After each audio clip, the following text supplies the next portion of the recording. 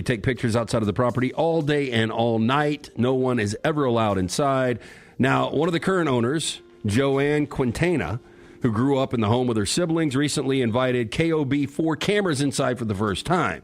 Now, according to Quintana, her late parents, Fran and Louise, bought the house back in 1973. One random knock at the door in 2006 would lead to their house becoming part of television history.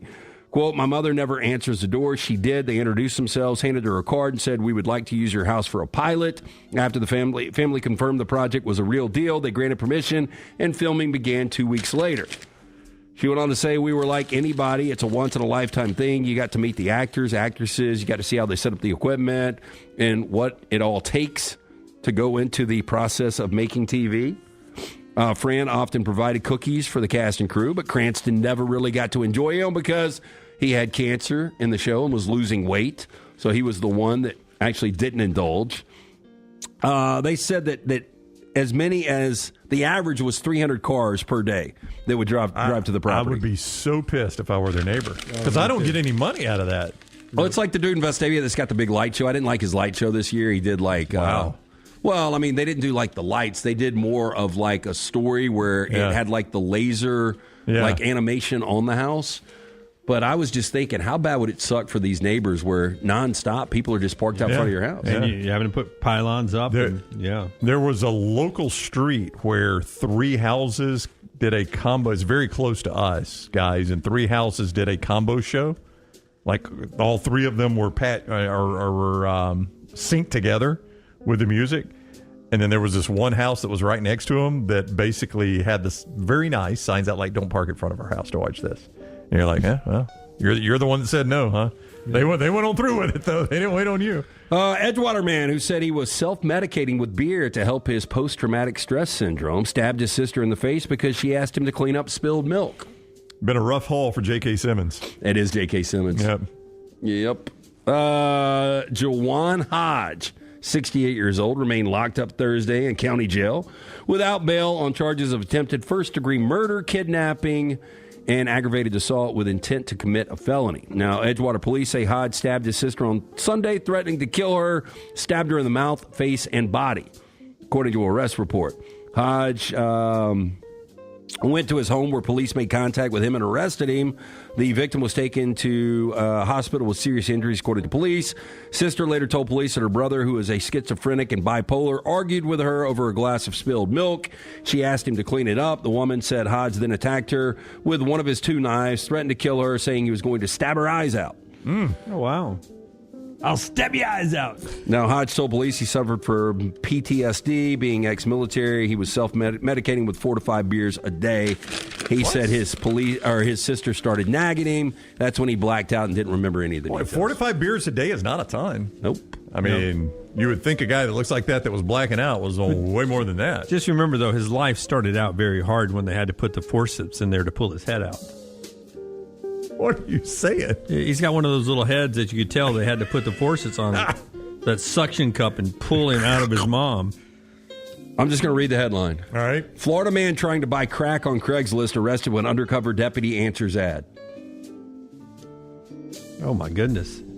Yeah, here we go. Okay. Many ads right on here, Craigslist. This right here looks to me like 1963... You guys know how I feel about my fashion. However, did you know that I care about your fashion choices? Cargo shorts are out, flip-flops are only appropriate on the boat, and please throw away that stained t-shirt from college. You may be thinking, EG, that's all I own. What do I do? Here's what you do. Go to nextround.store and fill your cart with a wardrobe that is approved by me. Stock up on logo t-shirts, hoodies for football season, and hats for every day of the week. Trust me on this one and head over to nextround.store to get stocked up for this season. The World Wide Web is a large place. Find all your favorite people and content in the same spot. NextRoundLive.com is full of wonderful tidbits about the show you know and love. Find our gear, listen to your favorite personalities, follow our socials, and enjoy your trip to NextRoundLive.com. Take the next round anywhere you go with official Next Round gear. Buy yours today at nextround.store. Follow Dunaway on Twitter and Instagram at Jim Dunaway. Jim Dunaway, Lance Taylor, Ryan Brown, Live from the Birmingham Racecourse Casino Studios, the next round, presented by Bud Light, is on now. All right, here we go. Live show now on a Tuesday as we crank into another game day for the Auburn Basketball Tigers, number 2 team in the country. We'll talk about that game at the Moody Center. They'll be in the mood tonight down in Austin against Texas. Texas coming off the loss to Texas A&M. We'll talk about that. We've got some college football, NFL we'll get to throughout the process. But I want to start with just the mood of the teams that are left in the college football playoffs. Should be happy. They should be, right? Yeah, why would they not be? I want to just point this out real quick. Okay. If Notre Dame doesn't win the national championship, the national champion is going to be a conference championship game loser or somebody that finished third in their conference. I mean, that does... Does that tarnish it for anybody? It really does not for me because...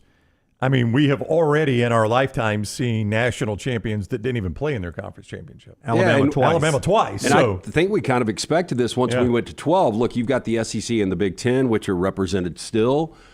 Just because you don't win that league doesn't necessarily mean you're not the best team in college football. How often does a conference champion win the basketball? I mean... Did you even bat an eye if that doesn't happen? Which conference? Tournament, regular season? Exactly. I mean, it seems like we hand out trophies all the time in basketball. And you don't even care. By the time it gets to the Final Four, I've forgotten who even won the conferences. It does not matter because they've gone through the gauntlet, right? Right. They're tested as a champion. Yeah, and I think a lot of people would forget, like if the Big 12 had multiple teams and the ACC did, but I think it would. You look back over the next couple of years, I think people are going to forget who won those conference championships. So for instance, one of your examples was Ohio State. I mean, they finished third in their conference, technically. Maybe fourth, depending on how it shook out. That's why I said technically, because I don't even know if they did the tiebreakers past 1 and 2. But if we get to the end of this and Ohio State has beaten Tennessee, Oregon, Texas, and either Notre Dame or Penn State, doesn't really matter to me, you're not going to look at that and say, yeah, but they finished third in their conference. I mean, that's a gauntlet. It's actually fourth. They had 2 conference losses. Indiana only had 1. Oh, there you go. They beat them head-to-head, but they did have the 2 conference losses. You're right. The only blemish that I think for Ohio State, if they don't win the national championship, and they've got to win the national championship, or it's going to be a disappointment. That's the way it was before the season started. Yeah. But the only blemish is going to be Michigan. I mean, there will be some Ohio State fans. Great year. We won a national championship. Ryan Day's first. But damn, Michigan beat us again. Yeah. No, there is going to be some of that. I didn't hear a lot of that. Now, it is a bit different because under Saban, Alabama dominated the Iron Bowl. But I didn't hear a whole lot of that about Alabama fans in 17. If Michigan just won this year for the first time in 5 years. I don't think you'd hear it. I don't think it would be a big deal. Yeah. No, 2017, that's Iron Bowl champion was Auburn.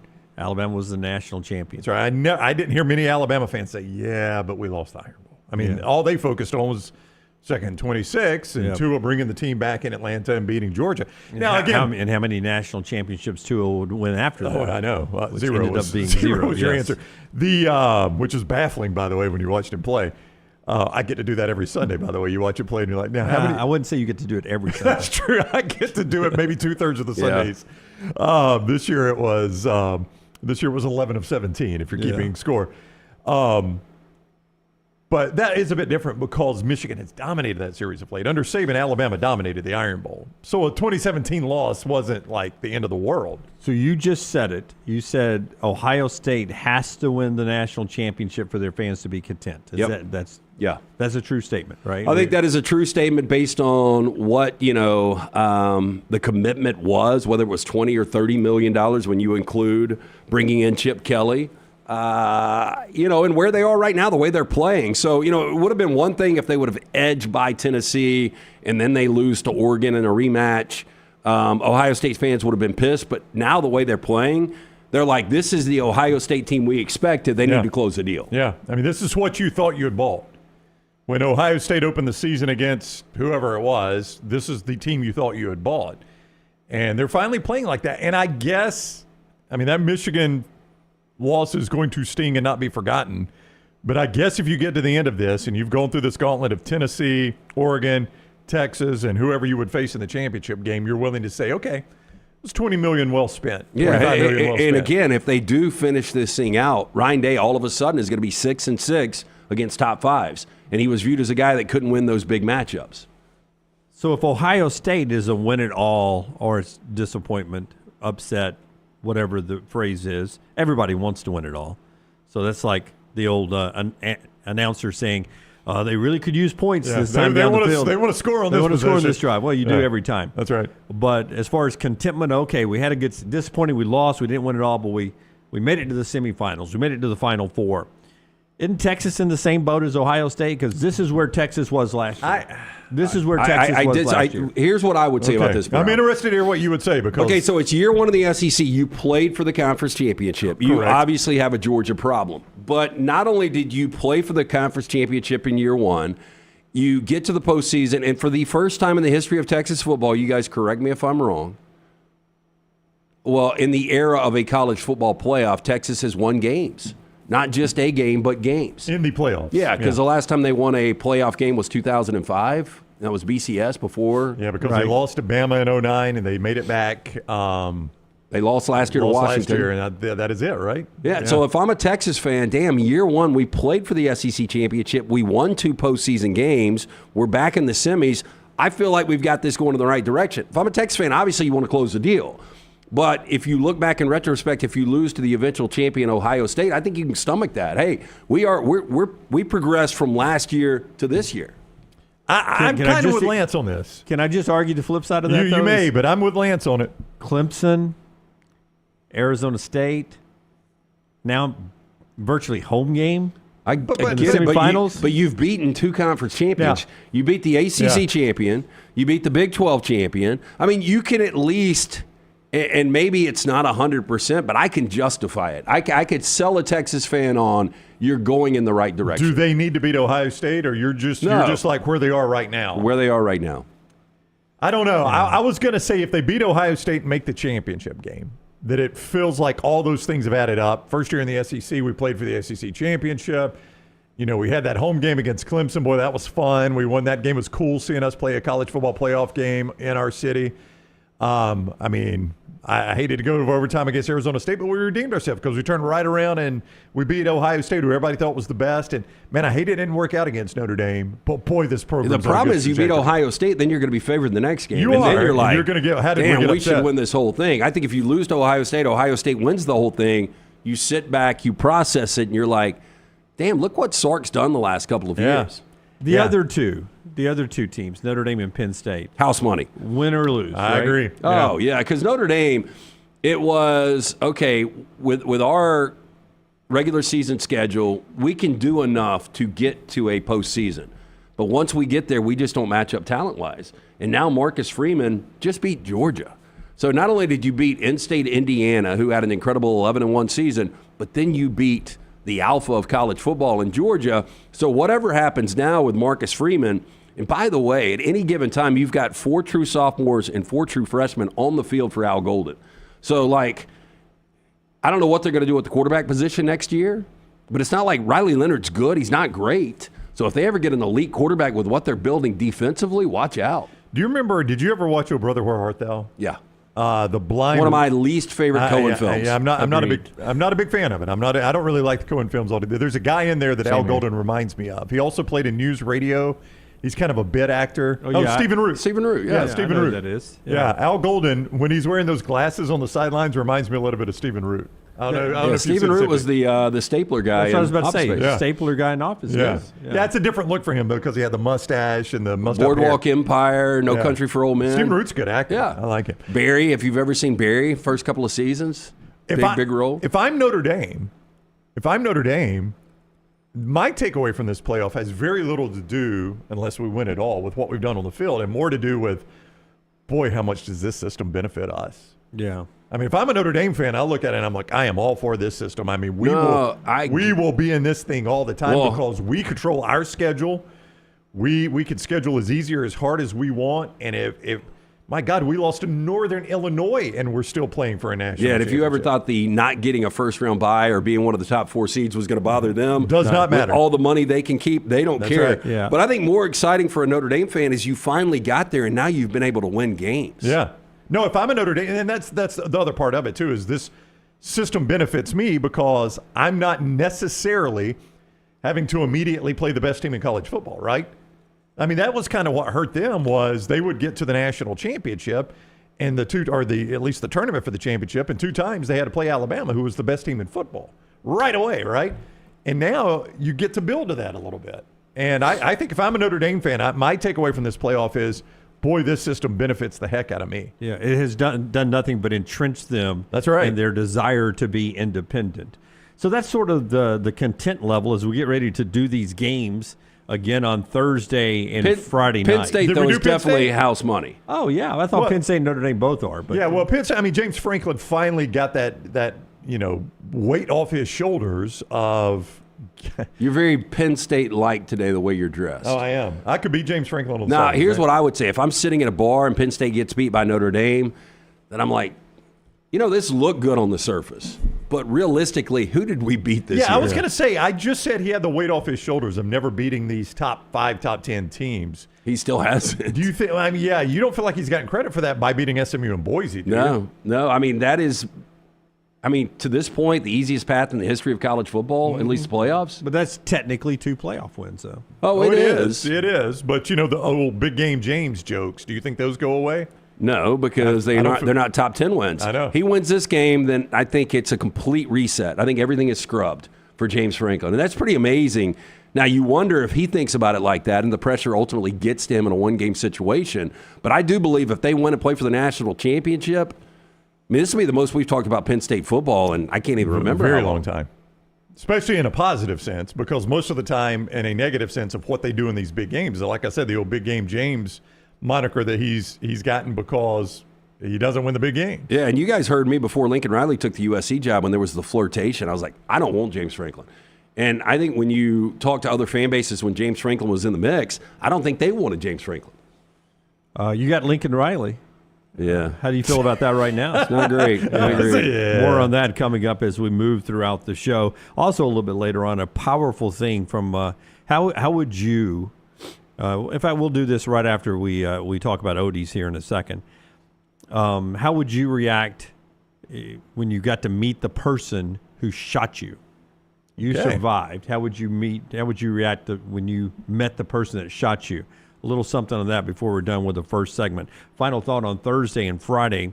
I shot you with a gun, by the way. Yeah, well, I got to need context here. Yeah. This is one of the weirder teases you've ever had. Notre Dame and Penn State is Thursday night on ESPN. Ohio State and Texas is Friday night. Does that bother you? Our final 3 games of college football. If Saturday's for the boys, Thursday night semifinal, Friday night semifinal, and then when we play the national championships on a Monday. I don't have a problem with it based on the fact of what the NFL, we know the NFL's king, and what we've got set up for Saturday, Sunday, and then Monday. We've got 5 days of just great football. It's incredible. But by the time we get to the national championship game, I think that Saturday night is open. Is it not? Or what is that, January? No, that's still going to be divisional playoffs. It is? Yep. So somebody would be in prime time? Yep. So they would own that? What is that, January So the championship game is the 20th, so that'd be the 18th, right? Am I correct on that? The game is not 20th? until January 20th? I think I'm right about that. Is that not a Monday? What is today? Is the 7th. That's right. I can't tell you what today is. Yeah, that's right. 13 days from now? We used to play this game called the BCS National Championship. It would take forever and you off. had a full month off. You did. I don't have a problem just based on the fact that we do have the NFL sitting there. Hopefully next Saturday night, the Rams will be hosting. Well, so here's what you've got, Jim. Maybe the Commanders. You've got Saturday, and these are all flex games, so you don't know, but you've got 2 Saturdays. On January 20th. On January 18th. 18th, yeah. ESPN's already got the Lions and the Chiefs playing that day, but they won't set that till they know the opponents, right? They're not locked into those Saturday games. No. ESPN has them there, but I think that's just a placeholder. Yeah. And then you got the 2 Sunday games. And so, yeah, you're going to go Saturday. But maybe they 2 are NFL because games, Sunday 2 NFL games. I'm trying to remember that's how always 3:30, 7:30. Yeah. Well, I'm trying to remember how the buys have worked in the past. It would make more sense for the team that is getting the bye to play Saturday instead of Sunday. ESPN's got them set. I don't know, though. TV's going to dictate that. Yeah. If TV wants the Chiefs Sunday night, they're going to have the Chiefs Sunday night. So we're back into the college football playoff business. And we go Thursday and Friday night with those games. A little thought into, a look into the mindset of the fan bases as we get ready for those games. We'll talk about the games a little bit more on the field, but weather a little bit of a concern if you are flying in as an Ohio State fan to Dallas, or if you're traveling to Dallas from Austin or anywhere else out in Texas. Cotton Bowl area, Arlington expecting a lot of snowfall this week, Brownie. I have seen predictions of 13 inches of snow. At least 13 inches of snow. That is a foot and an inch. That is a foot and an inch in some places, yes. 13 inches of snow. Yeah. I don't know how much ice. Somebody told me in the chat room yesterday. By the way, what? That is just outside of the go zone on the analytic guy behind you. That's fourth and a little more than 4 yards on fourth down. You don't go for that. ESPN those says go things for it. drive me insane, by the way. Who would have thought, though, when we talked about, hey, home field, and not that, I mean, this kind of is home field for Texas, but when we talked about January playoff games, who would have thought Ohio State would be coming to SEC country and playing in the snow? Yeah. Now, luckily, That's it's a the good roof. point. It's a dome. Yeah, it is covered, which is great. But in a stadium where the dome doesn't work anymore, sheet metal falls from the top. well, at least you're not going to open it, though, for this, right? That's Yeah, right. we'll see how strong it is. Maybe Yeah, this is a Metrodome situation. Yeah, I mean, 13 inches, I mean, that's a lot for us. I assume it's a lot for Dallas. I mean, I don't know if they're more equipped to deal with it. Worst case scenario is up to 2 feet, right? 13 inches. Yeah, to 13 24. inches to 2 feet. I mean, it's one of those deals where, you don't know until it gets there, I guess. Could be worse than you predicted. But, that it does bring into question the fans' ability to get to the game. If you've never been there, Arlington is not a short drive from Dallas. I mean, it's not next door. You don't walk to that stadium. 40 minutes, No, it's not 35? 40. I think it's 20, 25. I don't know. I told you guys a story the last time we were coming back. Our bus broke down. Yeah.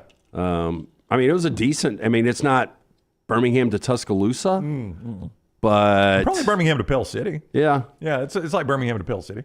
So, it's no short drive. And generally, when we've gone at least, we stay in Dallas and go. You don't stay by the stadium. So getting from Dallas to Arlington could be tricky, even if you're there. Yeah. And it just brings into question, like they've already had to delay one game for a very unfortunate terrorist attack. Would they just play this game no matter what? Are they just like, if we can get the teams and the game officials to the stadium, we're playing this game? And the broadcasters. If there's 10 fans or 100,000 fans, we don't care. We're playing the game no matter what. Oh, yeah. I mean, I think you got to, right? I You would got the think so. TV window there. If you delay it, now you've delayed it into the NFL weekend, which is going to kill your TV Is that ratings. even part of the conversation? I know you're talking about this inclement weather, but has that come up? It is not anywhere I've seen it. Brown's the one that brought the weather up to me. Usually I'm the one that brings up weather, but he brought it up today. He's in a very I won't call him old man mood today, but Taylor was talking earlier with Bo about how that's old people love talking about the weather. They do. And the other thing is, he comes in and he tells me today, I just hate these games, these SEC Network basketball games. By the way, it's not on SEC Network tonight for Auburn. They're on ESPN2. But, I hate these 8 o'clock tip times. I just wish they would tip them at 5:30 and 7:30 instead. Or 5 No, and I 7. said 5 and 7. 5 and 7. I said, Brown, that's still drive time for us. No, Nobody's home. It's not He drive goes, time "But for me. home. I'm home. I'm home, and I can be done watching that 7 o'clock game at 9 and go to bed. The Rams play at 5 o'clock L.A. time on Monday night. Yeah. Is that drive time in L.A.? Everything's drive time in LA. They've had to deal with that their whole lives out there. It's not around here. Do you not disagree with me? I Do you don't. disagree I mean, with me? look. You like an 8 p.m. tip? No. Yeah, that's what I'm saying. Yeah, 5 no, and 5 7. and That's 7. the sweet spot. Now- It's prime time for a reason, though. 20 guys. years ago, I liked 8 and 10. I would like a 10 o'clock tip. I know, yeah. Yeah. We'll talk Auburn basketball here in just a second. Football, they're brought to you by our friends at Odie's. Your chance to get out and enjoy a great neighborhood bar and trivia on Wednesday nights. Yeah, just a fantastic place to go to enjoy some great food from Rodney Davis. Been doing it for over 3 decades. The award-winning wings, delicious burgers, great sandwiches like the Diablo sandwich and chili this time of year. You're going to absolutely love it. Ice-cold beer buckets full of the Bud Light, those Odie's famous cocktails in the huge styrofoam cups. Every Wednesday night, Odie's Team Trivia. 2 locations, the original in Crestline, newest location in Edgewood. Get in and see Will Haver and that great staff. Birmingham Institution, it's Odie's Tavern. The Texas and Ohio State players, Penn State and Notre Dame players, all speaking yesterday leading into the playoff games coming up Thursday, Friday. We'll hear from them a little bit later in the show.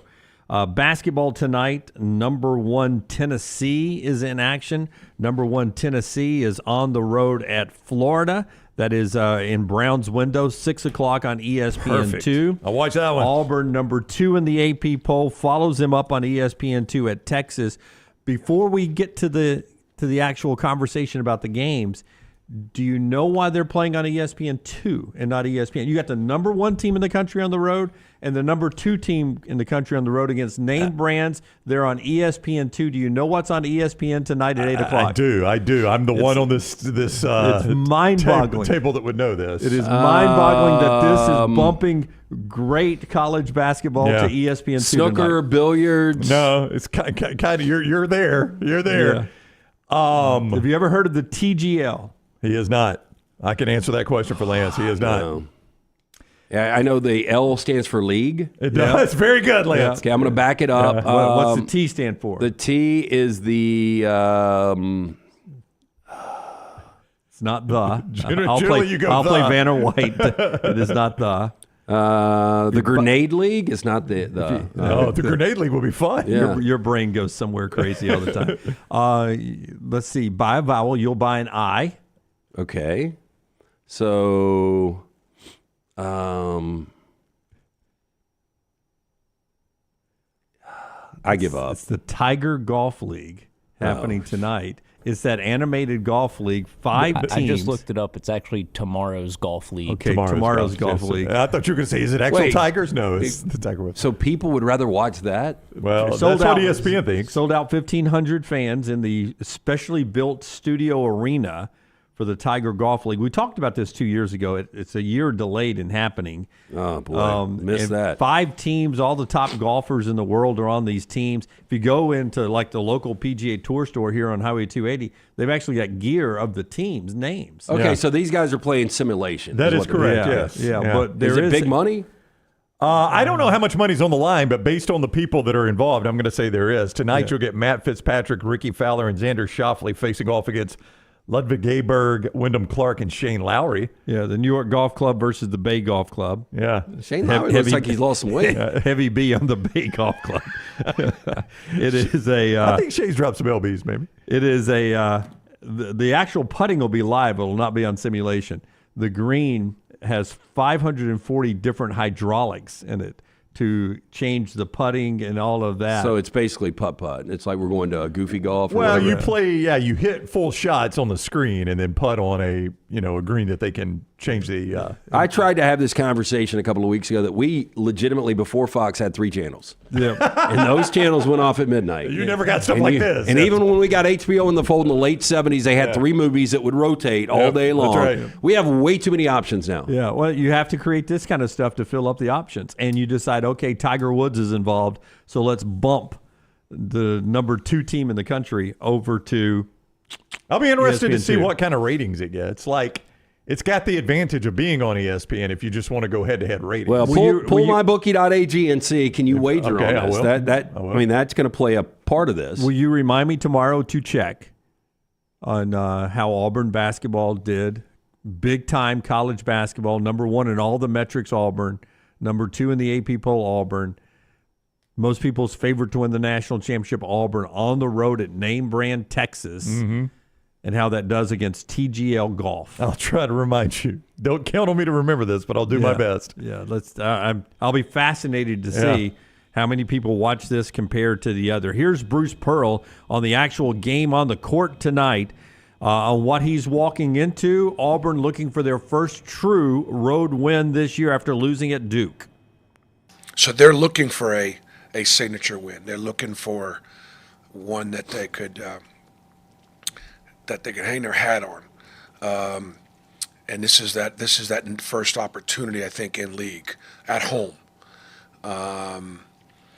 And so I would imagine that they're going to be, fired up about the opportunity to play us, the number 2 team in the country, in their building. And obviously the prize on our head is significant because it's when you can beat the teams that are ranked, it's a separator. For us, Texas is a huge separator. A quad 1 opportunity, a road game, against a very talented, well-coached team. So 10th in the country in field goal percentage, 9th in scoring and three-point percentage. They really shoot it really well. And as I said, 8-1 at home. We'll have to play our best to win. Yeah, so that's Texas tonight. They were, until they lost to Texas A&M, the best three-point shooting team in the country. Until they're still the 10th best in the country. Well, couldn't hit a shot in the second half, and this Auburn team's won 6 consecutive games, all by 16 plus. Hard to believe these two have not met on the court since 1955. You remember that game? I don't. I don't either. I don't. They've played twice. They've split those games. In 55, did you have to have somebody pull it out of the peach basket? Pop it up, and then, Yeah, I don't think you had to really worry about rim protection back then.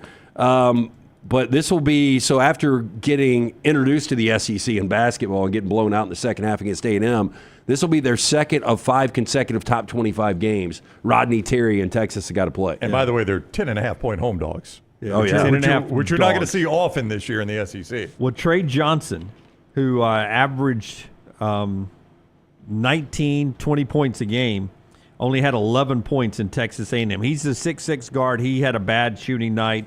2 of 13 from the floor. He's one of the guys that you have to watch if you're an Auburn fan, Auburn defense.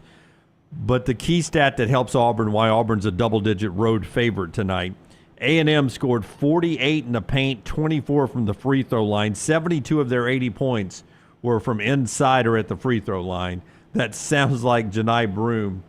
I don't know what the in-game parlay is for Broome going over. Bet it. But it sounds like they won't be able to contain Janai Broome tonight. That's 8 o'clock ESPN2 for that contest tonight there for the Tigers. Alabama in action tomorrow. A lot of SEC play. Mississippi State on the road in Nashville will play Vandy. LSU in Missouri. Kentucky and Georgia. That Tennessee and Florida game that I talked about as well. All happening tonight. One more thing to get to. How would you feel with your chance to meet a guy who shot you with a gun? We'll get to that later in the show. We've got Stephen Pearl in the next segment, more on the Auburn game. But I want to tell you about our friends at Urology Centers of Alabama. 35 urologists, 16 locations, treating all your urological needs, from prostate health to kidney stones, vasectomies, anything else in between. Visit UrologyCentersAlabama.com. UrologyCentersAlabama.com to schedule an appointment. Back in a moment right here on TNR. Follow The Next Round on Twitter, Instagram, and Facebook at Next Round Live.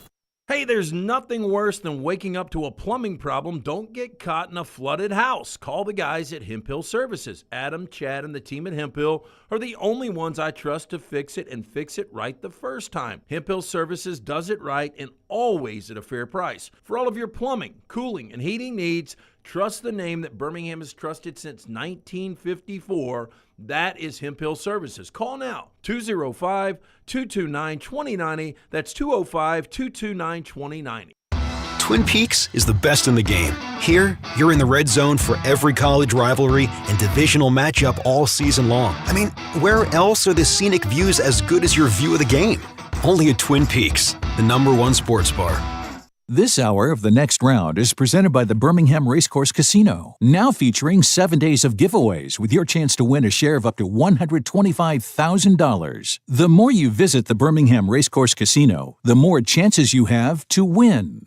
Just because you've quit going to the gym, it doesn't mean that you have to quit gym altogether. Dunaway, that is. With our Next Round podcasts open 24/7, 365, you can access gym anytime you'd like. While you may have done away with your treadmill routine, our version of Dunaway is standing by, ready to get you back to your absolute best. Find all that lovely Jimmy D-led content on Spotify, Apple Podcasts, Google Podcasts, and in the podcast section of NextRoundLive.com. This message is sponsored by Jimmy Crypto Inc. and Jimmy Crypto for President. From the creators of The Next Round comes 2 new sites, CoverCrimson.com and TheBarnAuburn.com. 2 team sites with the same excitement and information-driven content that you get every day on The Next Round. Live daily shows, recorded shows, free of charge, plus premium content with insider information starting at just $1. And it's the perfect gift for the Alabama or Auburn fan in your family. CoverCrimson.com or TheBarnAuburn.com. Sign up today. Happy football season. At the Next Round, we strive to make our loyal listeners feel like they're a part of the action all season long. My name is Emily Grace McWhorter, and I do that by bringing you along for any given Saturday in Auburn or Tuscaloosa. From pregame warm-ups, touchdowns that make you feel a part of the play, and everything in between, our goal is to make you feel like you're inside Bryant Denny or Jordan Hare. Follow along on our social media at Next Round Live on Instagram, X, and Facebook. Also, check out thebarnauburn.com and covercrimson.com while you're at it. Here's to fall Saturdays. From the creators of The Next Round comes two new sites, covercrimson.com and thebarnauburn.com. Two team sites with the same excitement and information-driven content that you get every day on The Next Round. Live daily shows, recorded shows, free of charge, plus premium content with insider information starting at just $1. And it's the perfect gift for the Alabama or Auburn fan in your family. Covercrimson.com or thebarnauburn.com. Sign up today. Follow Next Round Live on Twitter, Instagram, Facebook, and YouTube. The social media team at Next Round Live is dedicated to giving you daily news conferences and practice video from UAB, Alabama, Auburn, and around college football. Follow and compare to the sites you used to visit. You'll also get the latest highlights and news from the Next Round Daily Show. Turn on the notifications so you don't miss a thing. Next Round Live on Twitter, Instagram, Facebook, and YouTube. See more at nextroundlive.com. By now, you guys know how I feel about my fashion. However, did you know that I care about your fashion choices? Cargo shorts are out, flip-flops are only appropriate on the boat, and please throw away that stained t-shirt from college. You may be thinking, EG, that's all I own. What do I do? Here's what you do. Go to nextround.store and fill your cart with a wardrobe that is approved by me. Stock up on logo t-shirts, hoodies for football season, and hats for every day of the week. Trust me on this one and head over to nextround.store to get stocked up for this season.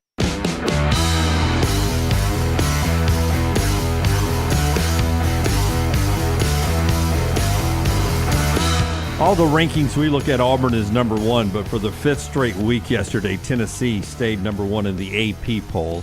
I guess they'll have to lose for Auburn to jump them. Tennessee at Florida tonight, Auburn on the road at Texas. Let's talk to our buddy Stephen Pearl. All right, he joins us now from out in Austin as they get ready to play Texas tonight at 8 o'clock. Welcome in, Coach. How are you today? What's up, fellas? Good to see you guys again. Yeah, it's good we're back to this. It seems like just yesterday when we were talking basketball. Time flies. I know. Time flies. Yeah, no, it really does. Off season feels like it's not really off anymore, and we're back to it. So it's good to be back. You guys start the road schedule in the SEC. Now, you guys are big favorites, but I think you know the way this league is. Road games in this league are going to be brutal this year. Yeah, I mean, you look at every team in our league, and they're probably 10 or 15 points better than what you would look at on paper, just because they're playing at home. So it gives every team an incredible advantage, and that's no exception to this Texas team tonight. If you look at their roster and you look at the names, on their team, and it's one of the most talented group of guys that you're going to see. Trey Johnson's top 10 draft pick. Arthur Kaluma was one of the most sought out transfers in all the transfer portal last year. Tremont Mark has had a really good career at Houston and Arkansas, and he's given us some serious fits. And they have a guy, Jordan Pope, that just scored 42 the other night in the game. Some really good mid-major transfers from Indiana State, and they just have a nice group of talent on their roster that they just haven't put it together yet. But they have the pieces to do so, and obviously this is a big one for them tonight, so they'll obviously be elevated and ready to go. I know the answer before I ask, but you guys have won 6 consecutive games by 16+. You've only been in one possession game all year against a really good Iowa State team that you guys won. Do you ever get bored in these blowouts? I mean, would you like some tighter games? I mean, obviously you want to win, but is there something about that, and do you fully expect now that you guys are in SEC play that these games will tighten up? Well, I mean, we talked about this last year a little bit, but I mean, if you look at the Houston game, I would call that a one-possession game. That game was tight for 40 minutes. Obviously, like you said, the Iowa State game was close the entire game. The Duke game was close the entire game. So, I think we have a little more experience in closer games to this point this year. You're never going to obviously be upset when your team performs the way they do. But, obviously we know that, the next couple of weeks we're going to have many more, 1, 2, 3 possession games. But I think up to this point, we've had enough experience to know what it's like. But, obviously we've only played one road game. We've played 6 neutral games. So road environments are different than neutral. So we'll obviously be tested tonight. But, for us, if our guys are going to play well, we can obviously, push our leads up. Our whole thing is, when we do get a lead, we'd like for our guys to kind of, step on the gas a little bit more instead of letting up. And I feel like in, the Missouri game and, even the Purdue game towards the end, we kind of let off the gas a little bit, and we got to make sure we play a full 40 minutes regardless of what the score is. That's what I was going to ask you, because if I'm scouting you in ball security, I would put great beside you guys. But then at the end of the Missouri game, I was at the Purdue game. At the end of that game, games in hand, and it looked like maybe the guys were a little bored, or maybe putting a little extra mustard on some stuff. I perceive you to be this new age coach, the future of coaching. The old school guys would say, I really like that because I can go into practice and chew their ass out about those turnovers in the final 3 minutes. How does Stephen Pearl approach that kind of thing? Yeah, it's great for teaching, obviously, because we can show them video now of what it looks like when we play well, but then what it looks like when we aren't locked in. And like the last 8 minutes of that Missouri game, we were not locked in at all. The last 5 minutes of the Purdue game, we were not locked in at all. And we tell our guys, like, especially some of the guys that are our 9th, 10th, 11th guys, like, these are opportunities for you to come in and really show what you're capable of. So you got to take full advantage of it. And Missouri went really small the last 10 minutes. They kind of pulled all their bigs out. So we kind of got caught wanting to take advantage of that and get the ball inside. And it led to some sloppy passes and some sloppy turnovers. And, it allowed the game to go from a 26-point lead to a 16-point lead to kind of finish the game. So, us as coaches, it's obviously frustrating, but it's really good to get that on film to show our guys, what it's not supposed to look like. Auburn Associate Head Coach Stephen Pearl with us on the JohnstonRVCenter.com hotline, live from Austin as Auburn takes on Texas in SEC play tonight at 8 o'clock. Do you know where you rank nationally in assist-to-turnover ratio? I thought we were 1 going into the last game. I don't know if the turnovers we had in the last game changed that, but I'm assuming you have the answer. I do have I always have the answers because I've looked it up. But yeah, Mark Pope passed you. Kentucky is now number 1. But I by your answer, I know that is a stat that you take very seriously, and you have great pride in the fact that y'all were number 1 in that.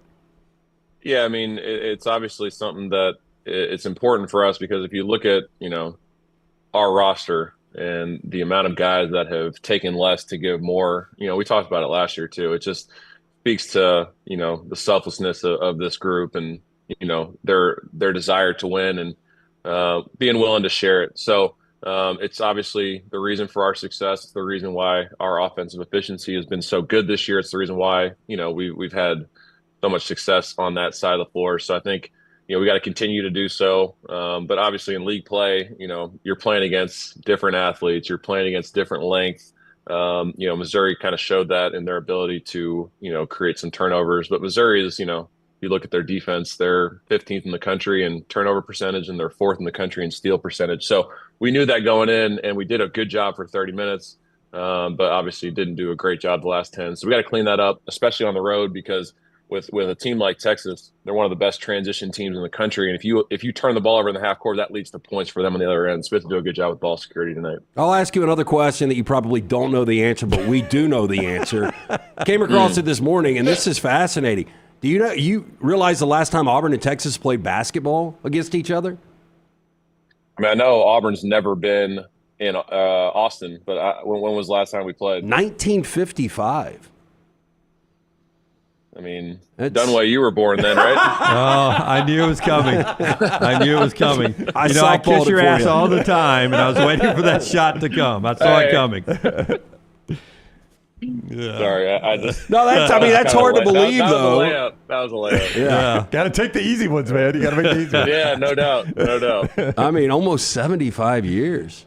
That's just pretty crazy. I was talking to someone in the lobby last night, and he's an Auburn grad, and he's like, I can't tell you since we've been here if Auburn in any sport has ever been down here to play anything, So it's obviously new territory for us, but obviously Texas and Oklahoma have been, great additions to our league on the basketball side. So it should be a great environment and a great opportunity and great test for us. Old person comment here, but I think you did a return home and home with Texas in the early '80s. Pat Dye in football. That's right. Jim was there for that. Just saying that. Hey, listen, your dad is very humble on this being the all-time winningest coach at Auburn history. A win tonight makes it just his record by himself. You're his son. You don't have to be as humble about him. It is a big deal to me to be the winningest coach in anything at any school, and your dad is that and can hold that record with one more win by himself. What does that mean privately to him, do you think? I mean, I'm sure it's going to mean a lot because, his whole purpose of taking this job was to return Auburn to what it used to look like.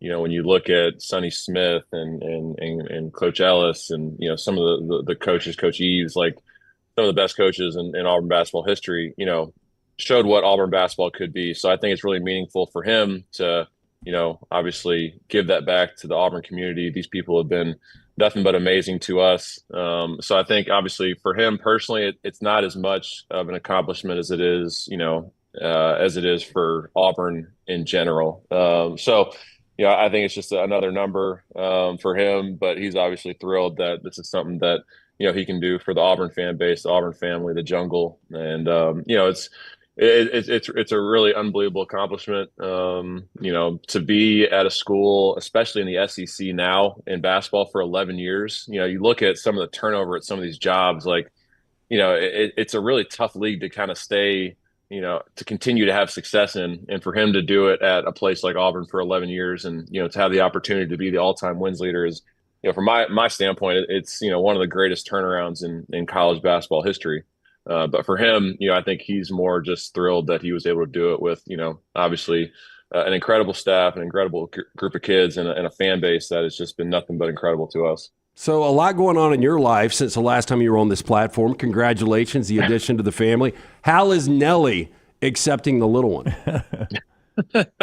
She's been great. Hasn't, been, how Vishals are, they're super high energy, but she's been like super chill around the baby. Anytime the baby cries, she comes running into the room just to check on her. So she's been a great big sister so far. And, Brittany's obviously, acted like she's been a mom for her entire life. So it's been really cool to see, that whole progression. And, it's been, like you said, it's been a change. It went from in season, how can Brittany make my life as easy as possible? Now it's flipped to how can I make her life as easy as possible? So it's been incredible. And I just want to thank you guys again. When we were kind of going through this journey, you guys let me come on here and publicly state something that, not a lot of like sports shows would really care for, to bring some awareness to an issue that so many people that, we've come across or dealing with. So I want to thank you guys too, because you guys kind of let us get the word out, and, there's nothing like being a dad, especially a girl dad. And we just had a lot of fun with it. So appreciate you guys. Well, you're welcome. I feel like Stephen just said we're godparents now. Yeah, I think so. That's pretty awesome. Let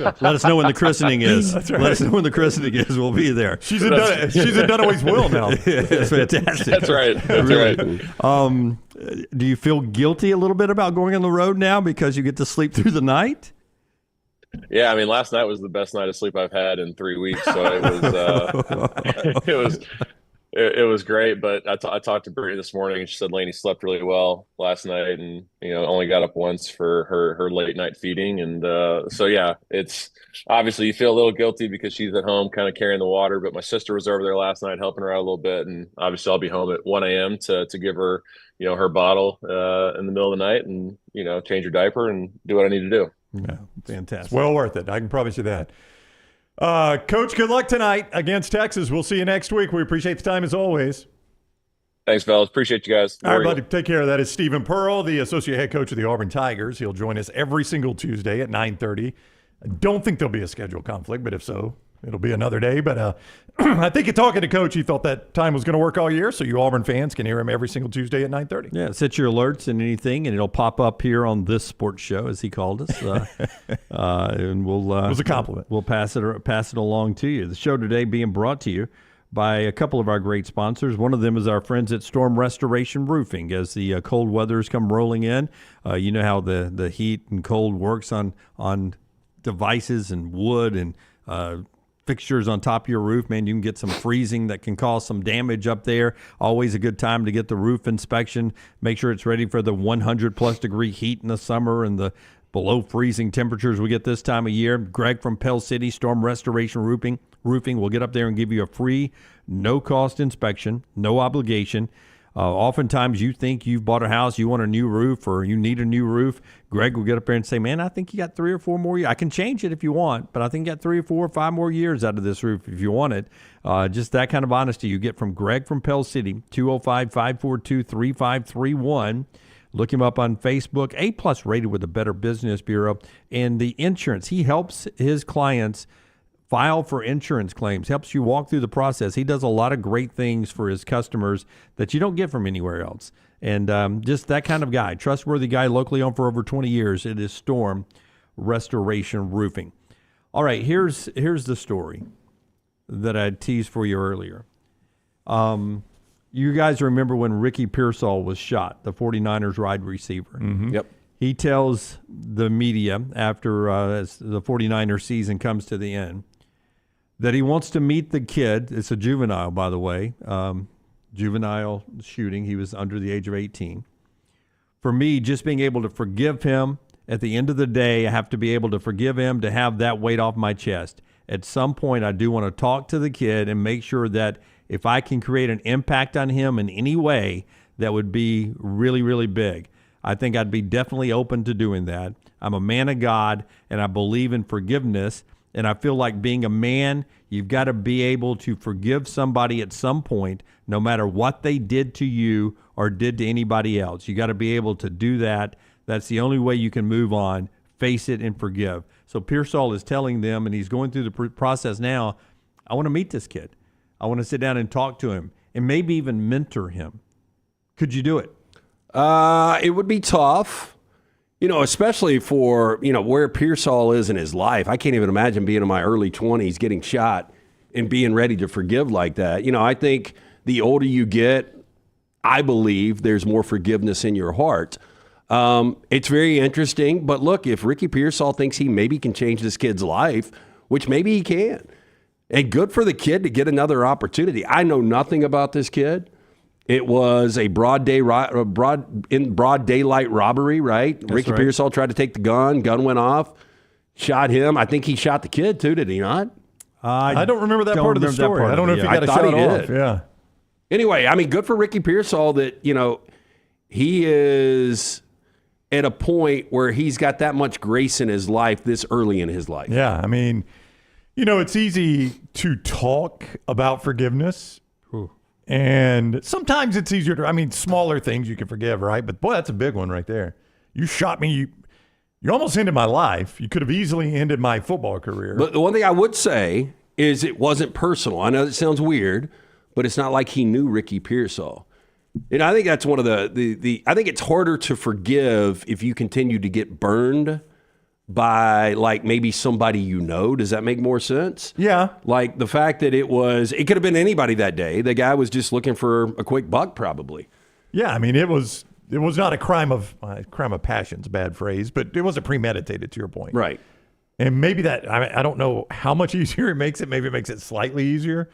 Like if somebody I knew and loved shot me, it would feel different than if I was just in some sort of random incident. If he had, and this is bad to throw out there, but if he had a cousin that was just looking for, hey, I know Ricky, my cousin Ricky's going to be down in whatever shopping district. I'm going to try to hold him up without him knowing it's me.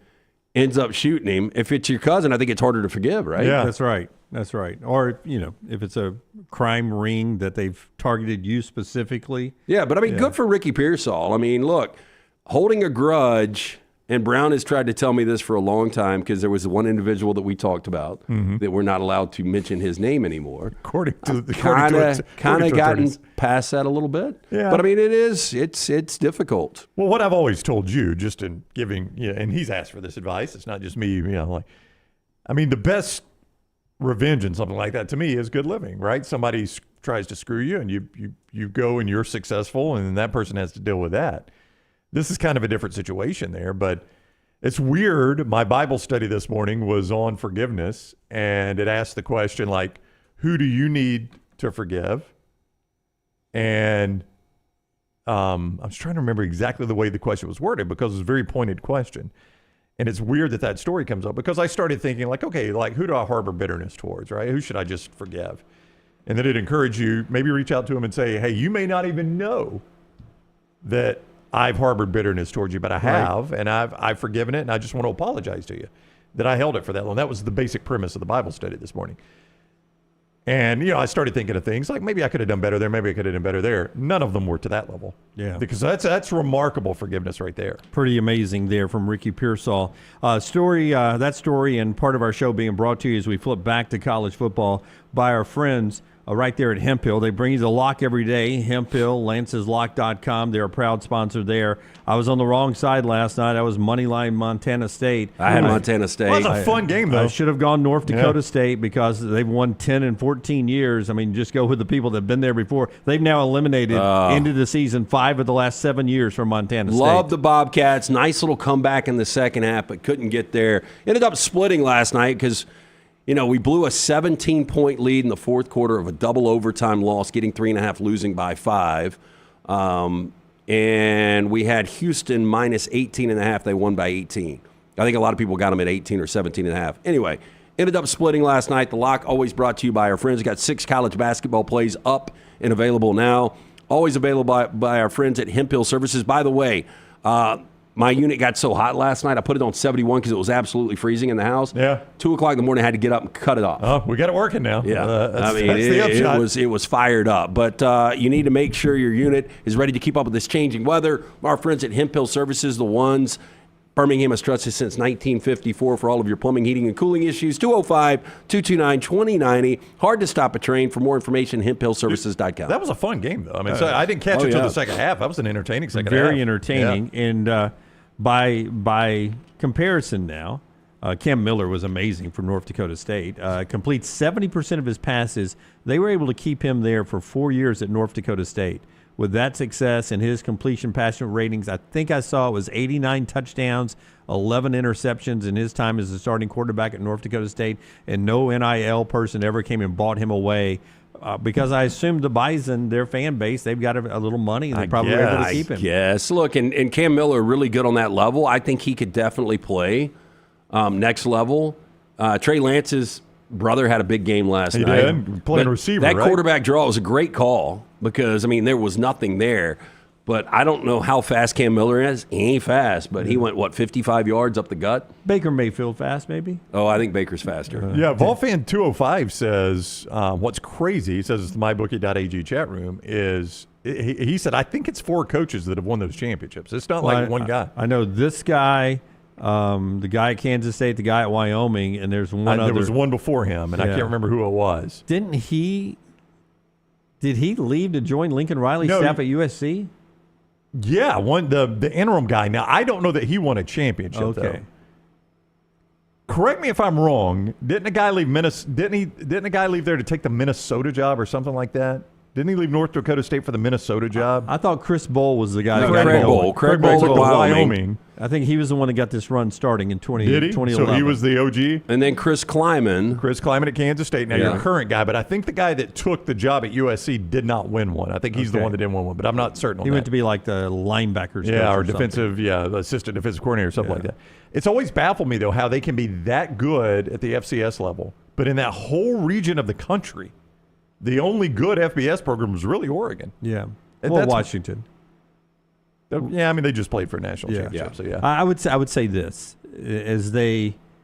I admire them because as everything has been reformatted, at some point the Mountain West or the American or Conference USA or somebody has come knocking. And they have turned it down, obviously, to stay at the FCS level. I wonder if they'll ever make the jump. I don't know. What do you think their budget is? It would be better if they obviously made the jump. And the Fargo Dome only holds, they can only sell so many tickets. I think it only holds like 25,000. Yeah, 25,000 was going to be my guess. Maybe 30. I don't know. I admire what they do there. They travel well with their fans. I was in Frisco, Texas last night. It's got to be impossible to recruit there, though. right? Well, apparently not. I mean, like today, walking outside, 27 this morning, that's an October morning probably for them. Well, that's my point, though. Like, Oregon recruits the heck out of California. They're national recruiters. They don't make a living off players from that area. Boise, I don't know who Boise recruits. I don't pay close attention to their roster. But I'm like, are there just – is it just one of those weird things where there's a bunch of, 2- and 3-star players in that region that nobody really wants to go get, but you can win at the FCS level with them? By the way, Montana State opens next season on the road in Eugene, Oregon against the Oregon Ducks. Tricky game as you rebuild. He's coming back. Oregon just lost, I know Tez Johnson. Yeah. 2 offensive, 2 defensive guys just declared. Yep. By the way, Malik Benson, who started at Alabama, went to Florida State, or was it the other way around? No, it was Alabama to Florida State. JUCO, Alabama, Florida State. He is now on his way to Oregon to play. He's going to benefit from that JUCO ruling with Diego Pavia, so he's going to keep going. Malik Benson will be an Oregon Duck next year for that. Also in college football news, if you're looking for a picture you didn't think you might see, let's go to social media today and take a look. 2 things. First, somebody got a Twitter account. Oh, Bill Belichick got a Twitter account. Yeah, of course. We got a recruit now, don't we? Bill Belichick beat Duke, D-O-O-K. My first words as a boy and my first words on X, go Hills. So he's got a recruit. He was out recruiting yesterday. He's in Raleigh, North Carolina, visiting that post there from, what's the kid's name? That is Xavier Griffin Haynes, and Bill Belichick's recruiting. It's just weird to see, isn't it? It really is. Smile on his face. Yeah. And you know what? Even weirder, Manny Diaz in year 1 wins 9 games. I mean, Duke's in a better spot right now. Yeah. Yeah, a lesser program in a much better spot. It does look weird with him smiling. Boy, that kid is big, too. I mean, how small is Belichick? That kid's like twice his size. We'll talk to Clay Travis coming up at the top of the hour. You mentioned the Oregon players declaring. So, too, have the Georgia players because their window to make their decision, and they made their announcement yesterday. Jalen Walker, linebacker, is going to the NFL draft. Expected first rounder. Yep. Michael Williams, D lineman, expected first rounder. And Malachi Starks, expected first rounder. And another guy went early. Arian Smith, wide receiver, not expected first rounder. No, not at all. Yeah. Their receivers can't catch, and that's generally the NFL likes the guys that can catch. Yeah, they do. That's on the entry form of the NFL Combine. Right. Wide receivers, okay. Can you catch? It's hit or miss for me. Yeah, every now and then. Yeah. Not in big moments. All right, when we come back, Clay Travis will talk everything with us, and we'll continue with more college football as we get ready for the semifinal games. And LT and the staff will update you on the latest Ryan Grubb discussion. So much so on the NFL Network today of his firing and where he could end up. All that still to come on the show. That is brought to you by our friends right there at New York Butcher Shop. Tell us about New York Butcher, LT. Just a great place to stop, pick up a couple of steaks on your way home. They've got the Duroc pork chop that Brown absolutely loves. Yes, great sausages, everything made in-house with all of the incredible butchers, Jim and that great staff. The original location, Cahaba Heights. Newest location, 119 in Greystone, fresh meats, deli sandwiches. They've got great catering options as well. Fantastic selection of fine wines and desserts. Rare quality, well-done service. It's the New York Butcher Shop. Follow LT on Twitter at @TheLanceTaylor. The beauty of the holiday is at the center of your table with the New York Butcher Shop. Their selection of USDA certified Angus prime rib roast, beef tenderloins, and fillets, as well as premium pork and lamb cuts, are the finest selections available in the market and are hand-cut just the way you want. With side dishes handmade by their professional chefs, your holiday meal is complete. Visit one of their 2 locations today in Cahaba Heights or off Highway 119 in Greystone. Place your order today. The New York Butcher Shop. Rare quality, well-done service. Let's face it, a home is one of the most powerful assets you can have, and our friends at Mortgage Right want to help you build wealth through home ownership. Mortgage Right is all about providing competitive rates, a variety of loan products, and a multitude of resources for a seamless home buying experience. They treat their borrowers like family and are always looking to bring more happy homeowners under their roof. See more by visiting mortgageright.com/TNR today and start living. That's mortgageright.com/TNR. NMLS 2239, equal housing lender.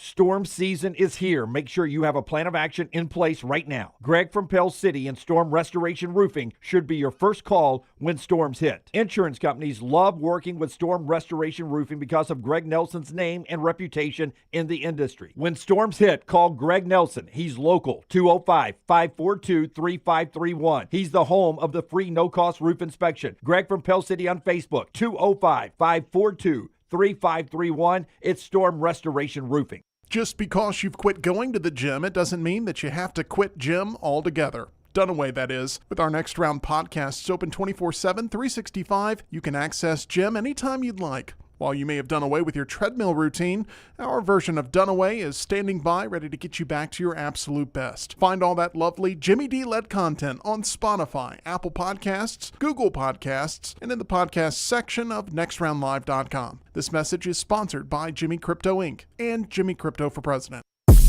From the creators of The Next Round comes two new sites, CoverCrimson.com and TheBarnAuburn.com. Two team sites with the same excitement and information-driven content that you get every day on The Next Round. Live daily shows, recorded shows, free of charge, plus premium content with insider information starting at just $1. And it's the perfect gift for the Alabama or Auburn fan in your family. CoverCrimson.com or TheBarnAuburn.com. Sign up today. Happy football season. At The Next Round, we strive to make our loyal listeners feel like they're a part of the action all season long. My name is Emily Grace McWhorter, and I do that by bringing you along for any given Saturday in Auburn or Tuscaloosa. From pregame warm-ups, touchdowns that make you feel a part of the play, and everything in between, our goal is to make you feel like you're inside Bryant Denny or Jordan Hare. Follow along on our social media at Next Round Live on Instagram, X, and Facebook. Also, check out TheBarnAuburn.com and CoverCrimson.com while you're at it. Here's to fall Saturdays. From the creators of The Next Round comes two new sites, CoverCrimson.com and TheBarnAuburn.com. Two team sites with the same excitement and information-driven content that you get every day on The Next Round. Live daily shows, recorded shows, free of charge, plus premium content with insider information starting at just $1. And it's the perfect gift for the Alabama or Auburn fan in your family. CoverCrimson.com or TheBarnAuburn.com. Sign up today. Follow Next Round Live on Twitter, Instagram, Facebook, and YouTube. The social media team at Next Round Live is dedicated to giving you daily news conferences and practice video from UAB, Alabama, Auburn, and around college football. Follow and compare to the sites you used to visit. You'll also get the latest highlights and news from the Next Round Daily Show. Turn on the notifications so you don't miss a thing. Next Round Live on Twitter, Instagram, Facebook, and YouTube. See more at nextroundlive.com. Jim Dunaway, Lance Taylor, Ryan Brown. Live from the Birmingham Racecourse Casino Studios, The Next Round, presented by Bud Light, is on now. All right, hour number 2, Clay Travis in just a second. By the way, because I was playing in the poker club with Melton and the guys and EG last night, they had two screens in the area we play poker. One of them had the football game on, and the other one, because they're wrestling fans, had the WWE Raw, which last night moved to Netflix for the first time ever. It was Netflix streamed only. Rave reviews. And it had one wrestling superstar after another, one LA star after another in attendance. It worked out for them that it was the night after the Golden Globes, and it was in LA at the Intuit Dome where the Clippers now play, that new special arena. So they were able to roll the stars out there and be in the audience and things. So it'll be interesting to see how the WWE Raw numbers work there on Netflix. Just another different place we are in the world. Well, there was some, I don't know if it's criticism of the way they reported their NFL numbers, but they didn't report it like traditional TV does. I'll say that. but I think they said both those NFL games had 25 million viewers. So in other words, the reason it got a little criticism is if you viewed it, went out, came back in, I think you counted twice. I don't think those are unique viewers. Okay. I think that's just total viewers. Yeah, I mean, so that's what got criticism. But I'm like, man, 25 million, that's crazy. a big number based on both of those games were blowouts. They were. And and they were Christmas Day, and they're on streaming. They're on Netflix, obviously. But I think that was the number. It was like 50 million combined, if I remember right. Keep in mind, though, the afternoon Cowboys-Giants Thanksgiving was 39.3 million over CBS, I guess it was. Over the air on CBS. Or Fox, whoever had it this year. Yeah, and that's obviously a total viewership number. Clay Travis is with us, the founder of Outkick, now with Fox. At Clay Travis on social media. He's on the JohnstonRVCenter.com hotline. What is up, Clay? How are you? I'm doing great. How are y'all? Happy New Year. Yeah, Happy New Year to you. I know you watch this because of your kids. We were just talking about the Monday Night Raw on Netflix. It's fascinating what Netflix is doing here. They're into the NFL. They've got this product. I wonder where this goes for them. I am assuming Netflix is the most popular of the streaming platforms. Am I correct? It's got to be. Yeah, got to be. Yeah, you're correct. Everything's going to end up on streaming. Yeah. It's just a question of when it's going to occur. I mean, I was watching Raw last night. I don't know how many people in your audience still watch WWE. I bet a lot of kids do for sure. My 10-year-old absolutely loves it. He said it was the best Raw ever. And Netflix has answered a lot of the criticism. Now he's 10, so he doesn't necessarily have the longest range to analyze that. But I actually watched it last night. I thought it was the best Raw ever as well. Small sample size for you, right? It was also my first one ever to watch too. Yes. Yeah, well, I've been to a bunch of them over the years, and look, they screwed up the Tyson Jake Paul fight with all the streaming related issues, but by and large, they delivered on Christmas Day. They delivered here on this, and I think they are establishing the ability to handle the biggest possible audiences in a streaming universe. And I think the NFL has an opt-out in 2029. And I suspect then that Amazon and Netflix are basically going to get all of the NFL games. So I think by 5 years from now, you will basically have to have an Amazon or a Netflix. Whoa. And if I were predicting, I would even think, now you may still be able to watch your local team on, local affiliate. I think that probably would still exist to the extent that anybody still has traditional television at that point. But if I were predicting, now maybe Apple gets involved or somebody like that, but I would be of the opinion that maybe the AFC is on Netflix and the NFC is on Amazon or vice versa, and that they will eventually have all of the NFL rights. And that's just where I see it going. Now, maybe the NFL in 5 years feels differently. Maybe streaming doesn't advance as quickly and rapidly as I think it's going to. But to me, that feels like where it's going. Positive. Okay, if you guys want a positive, I think we could in 2029 see the NFL decide to do the scenario where basically everybody gets whatever game they want to watch. Right? That's the ultimate positive thing. I've never understood why you held hostage by your geographic region and you have to spend so much money to have the NFL Sunday ticket to watch your favorite team. I think it should be like the NCAA tournament when you can put on whatever NCAA tournament game. You remember back in the day, you used to get a regional game, and then you'd have to go to a sports bar to be able to watch a team if you had a favorite team that wasn't in your area. And so I think in general, that could be the one positive with it. But I think the days of just being able to sit down with one remote control for the next several years and be able to easily find whatever game you want to watch, those days are over. Your 3-14 Titans are on the clock. I mean, quarterback is the obvious, but I think I might be in the minority. I like Shador. I like Cam Ward. I don't think there is a franchise like win you a Super Bowl quarterback available out there. As a Titans fan, do you have a direction you want to go? And ultimately, where do you think the Titans will go? I think Clay's cell phone finally gave up. One thing about the Titans, the breaking. I can. You're back. You're back. Fine. Okay, yeah. You're back. You're back. By the way, this is for the criticisms of the cell phone universe. You get killed. This is now an iPhone. This is an iPhone 16. So I have the most up-to-date, brandest new cell phone on the planet. So all criticism should be levied at this point, not on my phone, but on AT&T. Only you and Todd Furman are on phone with us. Everybody else does video with us. Can we not convince you in the year of 2020, for the year of our Lord 2025, to do video with us every week? Video requires me to set my camera up. I don't ever know where I'm going to be in the world. So tough. Let's do this. How about the video this? thing is overrated. How about if we connect? How about we connect you through our video sources just without a picture? You don't have to pop it up or anything. You can just talk on a Zoom. You just talk on the Zoom. Yeah, that's fine. I do that for lots of people. Starting next week, coming next week with Clay Travis, we will do that. But by the way, did you guys hear me? Actual breaking news there. They fired Rand Carthon. The Titans did, their GM. So we don't even know who's going to be making the pick. To LT's point, I'm not sold on any of these quarterbacks as franchise-altering incredible talents, right? Whether it's Cam Ward, whether it's Carson Beck, who a lot of people said before the season was going to be the number one pick, whether it's Shedeur Sanders. I would take Travis Hunter, I think, if forced to draft number one overall. But I would hope that the Titans have so many needs. I would hope that somebody falls in love with one of these quarterbacks.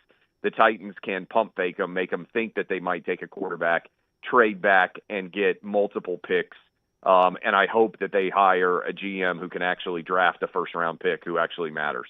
Is it weird watching everybody who has struggled get into the Mike Vrabel sweepstakes, and you guys sort of pushed him out of Nashville? It sort of is weird that he failed there, relatively speaking, and everybody now wants him, it seems like. It's like getting divorced from a hot chick that everybody else immediately tries to date, right? You're like, what did we do? What did we do wrong? Look, the Titans he won NFL Coach of the Year like 3 or 4 years ago. Mike Vrabel was basically holding this franchise together to the best of his ability when there was not a lot of talent. I also think, and you guys probably appreciate this, I don't think there's been enough discussion about, what the impact of Derrick Henry was on the franchise. I mean, he's first ballot Hall of Famer, but the guy just ran for 1,900 yards at 30 years old for the Baltimore Ravens, right? And made, I don't think it's coincidental, Lamar Jackson have his best passing year ever as a quarterback, much like he did for Ryan Tannehill. I think that physical nature, the Titans don't have an identity anymore. It used to be, we're going to beat the crap out of you. We may not have a lot of, razzle dazzle, but man, we've got a physical team. I don't even know what you would say about the Titans now if you were like, okay, what's the Titans' philosophy? What's their brand? It's just bland, boring, not particularly inspiring football. I had some, Clay Travis is with us, the founder of Outkick. He's on the JohnsonRVCenter.com hotline. I had some hometown friends over to the house Saturday night, and we had that game on, the Baltimore game. And one of my friends, I had not seen this. Now, I know Derrick Henry is a physical specimen, but he was telling me, and his brother-in-law was there and backed him up on this. They had both seen the story, that he spends 6 figures annually on his nutrition plan. Like, they said they thought they remember reading was $400,000 to $500,000 on what he eats and who prepares it. He never eats processed sugars or anything. I mean, the guy, Clay, has been amazingly durable. He doesn't seem like he's at the end of his career. He's been spectacular this year.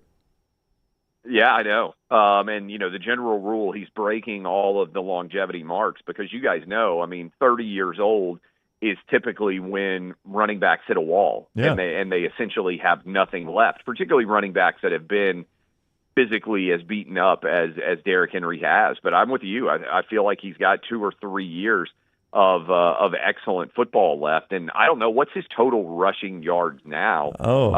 He's just been on an absolute tear. He's over 10,000, I think, which has been typically the hallmark for you get into the Hall of Fame. I think he could run for another 3,000 or so at the rate that he's going, which really kind of starts to put him, particularly if you factor in the era, really starts to put him in the stratosphere of best running backs potentially of all time. I've got him at 11,423, if that is updated, which has him 19th all time, but he's going to start passing people very quickly. He's a Hall of Famer. Yeah, he's easy. Like the only guys in he's definitely a Hall of Famer. But I think you're starting to say he's one of the 5 or 10 best running backs of all time if he has another 2 or 3 years of really excellent performance. Yeah, the only guys in front of him on the rush list that are not in the Hall of Fame are Adrian Peterson, who's just waiting for time to pass because he's 5th all time. Yeah. Fred Taylor, who's 17th all time, and Steven Jackson, who's 18th all time. What is the all-time rush total yardage leadership? Yeah, Emmett's got 18,355. He's not going to get there. He's not going to get there, but I think he could he could legitimately get in the top 7 or 8. Yeah, I think he could get to 14K. Oh, could he? I don't think that's a crazy goal. Well, that would get him. Curtis Martin's got 14,101, and he's 6 all time. So he would be between LaDainian Tomlinson and Curtis Martin at that point. And I mean, that's you're in rare air then. Yeah, I think he could. I mean, if he's got 11.4 right now, I don't think it's crazy to think that he could get to 14. If we think he's got 2 or 3 years left. I mean, heck, if he put another 1,500-yard, season up, I mean, he's basically at 13. And then it just depends on how long does he want to play, right? I mean, he could be a guy who got 600 or 700 yards a year as part of a duo. I think for a couple of years after that. So you've never been one to shy away from a topic. How well do you know Fox executive Charlie Dixon? I know everybody in that lawsuit. Yeah, I know everybody in that lawsuit well. I mean, wait. For those that don't know, is this the Joy Taylor lawsuit? Yeah, this is the Joy Taylor, Skip Bayless. By the way, a Saudi prince wouldn't pay $1.5 million for sex. That was the least believable part of that story to me. But what all do you know about this, and what ultimately is why going to be? Would a Saudi prince not pay $1.5 million for sex? I mean, for him, that is like paying $1,000. Well, he would, but Skip Bayless wouldn't. I mean, come on, man. Hold on. Let me just take a step back. A Saudi prince wouldn't pay $1.5 million for a hamburger, right? Everything has a market value. Yeah, right. So just because you have lots of money doesn't mean you pay a lot of money for something that otherwise would be nowhere near costing that much for everybody else. Okay? Jason Whitlock says that she's not a hamburger, though. She's more in the rib department. I know all those. What did people. Emmanuel Ocho say though? Racho. Yeah, I don't know. Remember, I work from Nashville, so I feel like in many ways, like there's a benefit to, like Fox News is based in New York City. I occasionally go into New York City to do in-studio television, but that's relatively rare. Fox Sports is based in L.A. I've spent a lot of time going out to do television in L.A., but I don't stay there. That means that a lot of the drama of the full-time residents, I'm not really kind of plugged in on. I show up, I do my work, so I don't really know. I mean, I read the lawsuit like most people did, and I was like, oh, wow. I know all the people there, but I don't have personal knowledge about whether any of it's true or not. It's but obviously it's like the number one trending story in America. But so it's kind of interesting. I mean, I know everybody, but I don't know whether any of it's true. Were you surprised though that Joy Taylor's back on the air? Is Skip off? What would you do? Is Skip off the air? Leaving. I mean, I probably would gather more facts and try to figure out what's going on. But I mean, if the reports are true, some of the things she said, wow, like I don't know how she's still employed. Skip is not at Fox anymore. Okay, my apologies. If people, I mean, look, it's interesting. I've had to sit down with my kids over the years and be like, hey, Dad's a public figure. At some point, somebody could file a lawsuit, and there could be a lot of things that are untrue that are said in that lawsuit. I've never been sued in 20 years of media, which is probably surprises some people. Now, I think being a lawyer helps with that because I'm pretty, aware of what the law is, maybe in a way that a lot of people in media aren't. But I'm just always skeptical of any accusation that's made in a lawsuit until somebody has the opportunity to respond because, a lot of times we cover, and I mean broadly, the law, the media, we cover the filing. We don't because it's salacious and it's designed to make people look bad, and that's the job of the court filing. But we don't cover the responsive pleading, right, where somebody says, actually, none of this is true. Let me give my own side of the story. So all these people will get their own opportunity to respond. What I will tell you is, in general, if people say things that are untrue about me, my inclination would be to either have my response already ready to be filed instantly, or just go out and say, yeah, this is not true, and kind of lay it out. So if people, say things that are untrue about me, my response is going to immediately be to just call them out, say that that's not true. So that would have been, to the extent that anybody cares for my advice, if I were Skip, or I were Acho, or I were Joy Taylor, or any of these people that are named in this suit, if it's not true, which I'm sure they're going to say it isn't, I think the faster you respond and say it's untrue, the better it is for you. Because a lot of people, and you guys know this, as soon as the accusation is made, they presume that it's true, and then the counter of, hey, wait, no, this isn't true at all, gets a fraction of the attention. And take it away from this suit, I mean, I think you can say that in the Duke lacrosse case. I think you can say that in many different sports-related cases over the years, where people don't wait to see both sides of a story. They just want to presume the most salacious accusation is true. All right, he is Clay Travis, founder of Outkick, at Clay Travis on social media. Thank you for the time, Clay. Have a great week. All right, appreciate y'all. Thanks a lot. All right, we'll see you, Clay, with us on the Johnston RVCenter.com hotline. And the show today being brought to you by some great folks like our friends at Way to Wellness, your journey to healthy living. Right now, if you want to drop some weight, I'm hovering around 189 right now, down 11 since we were at SEC Championship football weekend. Thanks to Leslie and her board-certified team. Little meal replacement that goes on with protein bars and just eating a little healthier, little exercise. You can go get more details at aplanforme.com, aplanforme.com. Leslie and her team, they have no contracts, no sign-up fees, and the first consultation is free. So many ways to help you control blood pressure and cholesterol. But here's the best part. You can do meal replacements. They've got some other projects there for you that can help you lose weight. That includes injection therapies. You can do all that right now at planforme.com. It's Way to Wellness, your journey to healthy living. One other side note, and I'm just wondering, moving forward in our world, what it would be like. And I didn't ask this to Clay because he did a big post breakdown of this, and I didn't want it to turn into a 30-minute conversation. But I was really disappointed and surprised that when we did the Sugar Bowl broadcast the next day, we being ESPN and ABC, those people to watch the game, I was on the main ESPN feed. So the pregame show wasn't happening from the side. It was weird. And then we just go to the broadcast, in which I thought Sean and Greg did a great job. But we get there, it's 3 o'clock or whatever time it was, and it's the typical lead up to kickoff, and we kick it off. And I didn't know until later that night I had missed the emotional moment of silence for the terrorist attack on Bourbon Street for the victims, and the national anthem, which was an amazing rendition of the national anthem that was followed up by the entire Superdome chanting USA. I'm choking up now. When I went back and watched it, I was moved by it. And I watched the main broadcast on ESPN thinking to myself, well, how do you not fit that into your programming to show that? Because the broadcast center ESPN controls the clock. And you're not coming out of another game. You're in the middle of the day when nothing else. ESPN has become baffling. But we delay games anyway, 15 minutes because it's running late, this and that. How you don't control the clock enough. The video I got from it actually came from the SEC network, also owned by ESPN, but the SEC network, where Marty Smith and Roman Harper did such a great job of leading into it, and they just let it play out over the PA system. And it was moving.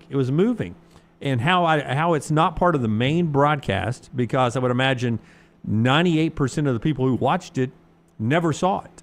And it just blows my mind. Yeah. Because after 9/11, every game for weeks and weeks and weeks and weeks and weeks, we got the national anthem, which I loved. It's okay for me if you show the national anthem at every game. It's a great way to start the day off. You don't have to, even on an NFL Sunday, give me the national anthem, whatever game I'm going to get, it's fine, and then let's roll on. Well, I think what made it more difficult to stomach was you had the idiotic comments from the CEO from Allstate. Yeah, that started it. You've got plenty of time for him, but you don't have time for the national anthem. Yeah. We played a poorly done statement by the title sponsor of the game in Allstate. Poorly done. And to Lance's point, you missed the anthem and the moment of silence for the lives that were taken. The whole reason this game's been delayed, right? I mean, it's a massive story in this game. And for ESPN to come out and say, well, there were timing issues. I'm like, timing? Yeah. You had all day. You knew what time the game was kicking. You controlled the time, by That's the way. right. I mean, you could have things delayed. They do it all the time. Yeah, if they had broadcasting. told the Sugar Bowl, all right, because of our timing, we need this at 3:02 Central. That's right. The Sugar Bowl would have said, we'll start at 3:02. We can't go 2:57 on the national anthem. It's got to be 3:02. They would have said, we're there at 3:02. You tell us. That's what happens. You control the clock at that point. Just it was disappointing, and I wish I remembered the lady's name off the top of my head. Her national anthem. I mean, it's not Whitney Houston.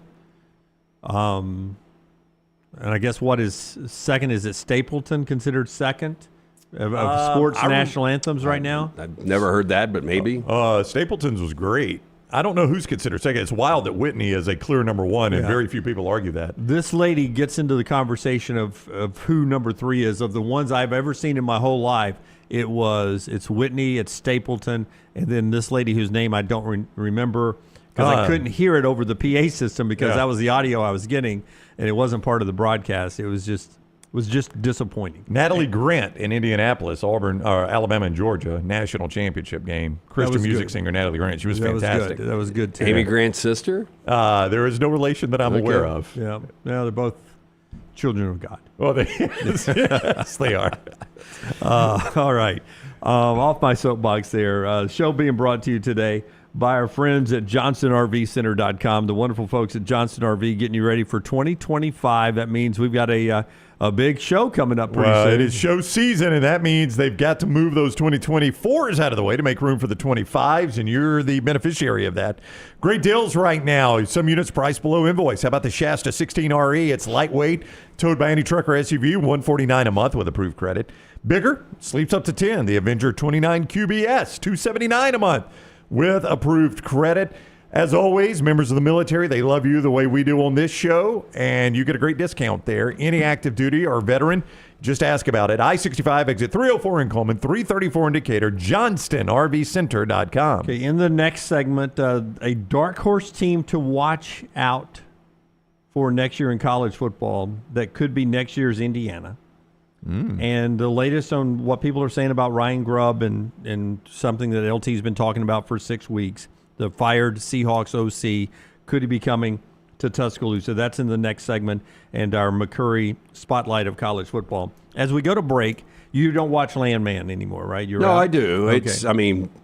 The Jerry Jones scene. Yeah, that's what I was you going to bring explain that up to me? I was going to say, did you not think Jerry Jones, for what he was asked to do, I thought he acted it out pretty well. Was he playing himself? He was, yeah. Okay. Jerry Jones visiting a oil tycoon who had massive heart attacks, several of them in the hospital, and Jerry's explaining why he works with his kids.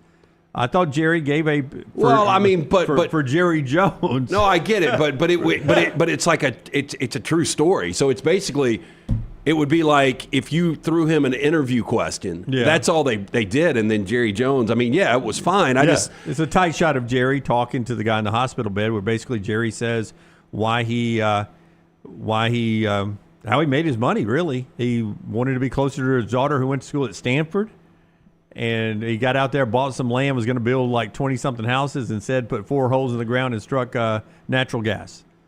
And he said he made as much money on that, enough money to buy the Cowboys back So then. what you're saying is Jerry wasn't really acting. He was just telling his life story. He was just telling his life basically. story. Yeah. My problem with Landman now is they have run out of content. It's like they don't know what to do. Only one episode left. They've run out of natural gas. The wife and the daughter, wife and daughter are way too big of a part of this thing. Yeah. They just need to continue to focus on Billy Bob. When you say one more left, is that the end of the series, or I don't know if it's been. No, it's been renewed for a second. It has? Second season, yeah. Oh, so we're only in season 1 and they're already out of stuff. I thought this was already. No, they're out of stuff. Four episodes, and it hit the 4 episodes. They're taking senior citizens to a strip club. Don't spoil the final episode. It's coming up. They tease ahead. I know they're supposed to go, but something could happen. Are you watching? I'm not. I was just going to say that's the problem with a lot of these big budget TV shows like Landman and Yellowstone and all the spinoffs is you've only got really a season's worth of good story, and then the rest is just soap opera. Well, that's why you got to figure out when you get a good team of writers, you can figure out like that story organically grows. And the way this is going, boy, they are just it's a stretch. We'll see what they are able to do from year 1 to year 2, but boy, they have not stuck the landing on this. One thing, I'll tell you a show that's holding up, but it's going to be like Lost. I can tell you the way it's going to end in a second, but on the what point I was going to make? Oh, Landman, to have Jerry Jones on. To me, that was just Tyler Sheridan. Getting Cowboy tickets. Getting tickets? Yeah. Jerry. Oh, I'm sure just his flex on, like, I can get any of these guys on. But I get him on this, and Jerry and I are buds now, and if I need to go to the Cowboys game, I'll probably sit in Jerry's booth. So when they show Jerry's box and it's the Jones boys on both sides and Taylor Sheridan's on the other side, I keep calling him Tyler, but it's Taylor Sheridan. I'd trade Dak Prescott if I was you. How about Zeke Elliott signing on with the freaking Chargers in a ring grab? I hate these things. Yeah. Oh, I do too. Well, I mean, he's practice squad. I guess he could get into the game. I thought there was a rule that if you weren't with a team in baseball, that if you're not with a team at a certain point, you can't do post. By the way, he's not getting a ring with the Chargers. Well, not with the Chargers. He needed to sign with somebody else, but I just hate the whole principle of it. The show that is doing really well in its second year of keeping content is Silo. If anybody watches that on Apple, I tapped out. But it's one of those where there's a lot of mystery behind why everyone's living in the silo. Season 2, they're unveiling a lot of the mysteries. How you do a season 3 after this, I have no idea. It's pretty good so far, but in season 3 or 4, it's going to be really tough. Well, they probably do a bunch of flashbacks.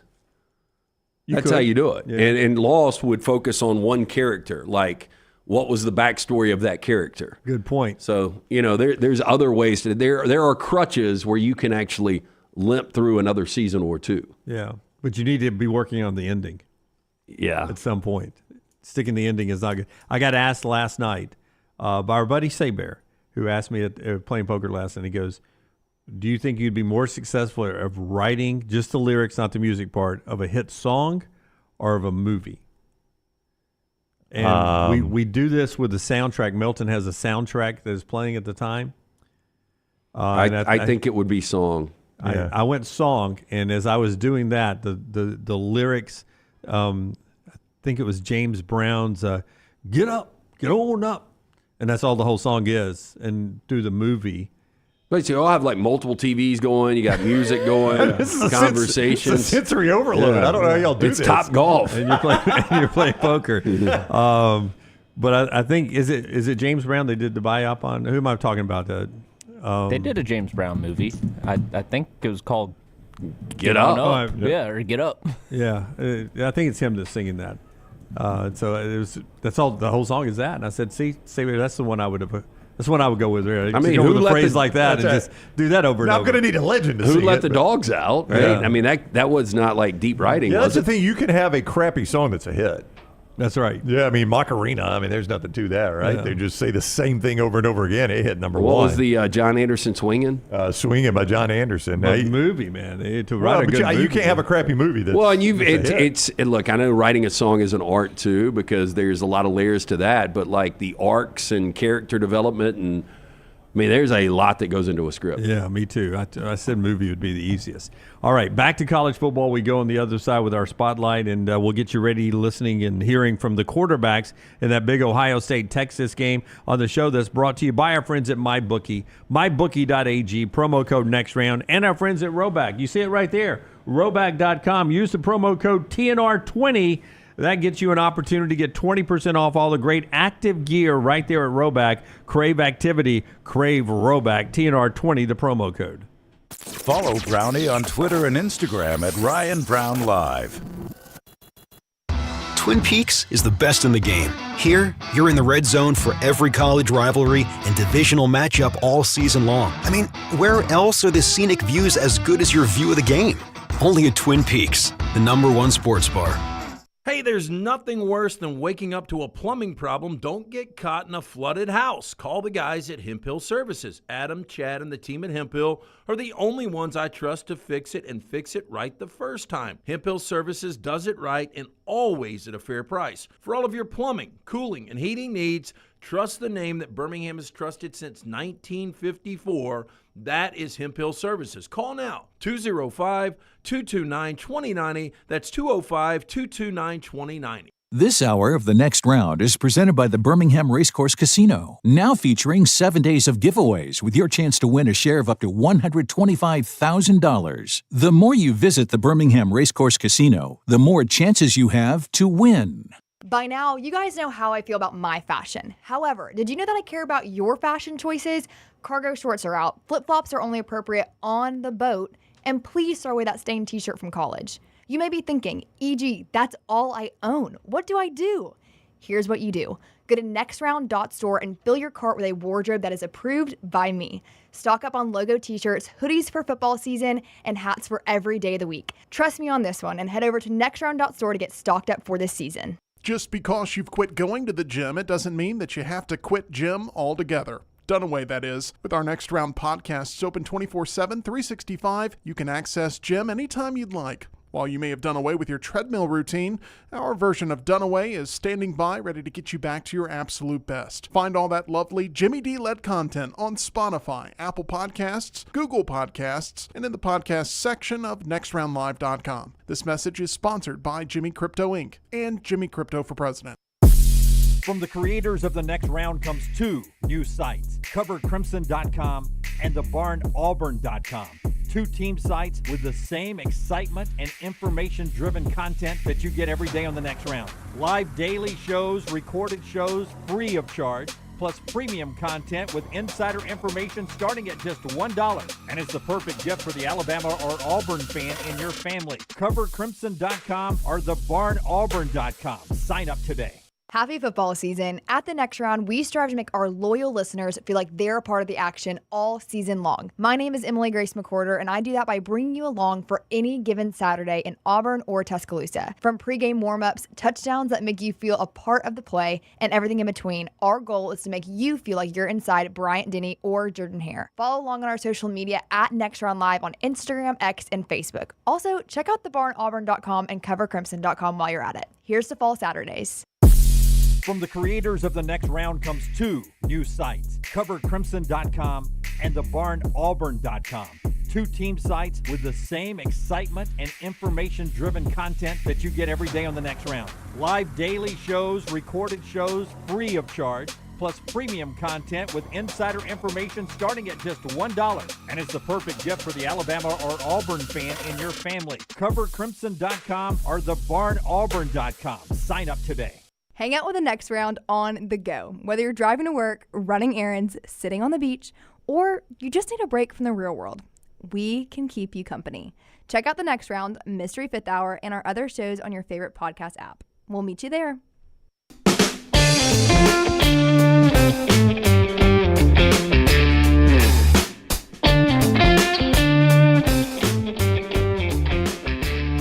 Dark horse team for next year. That could be Indiana. If you can pull this out of your ass. Yeah, because you would never have said Indiana this time last year. Well, I mean, just to make the playoffs is all I'm saying. Not okay.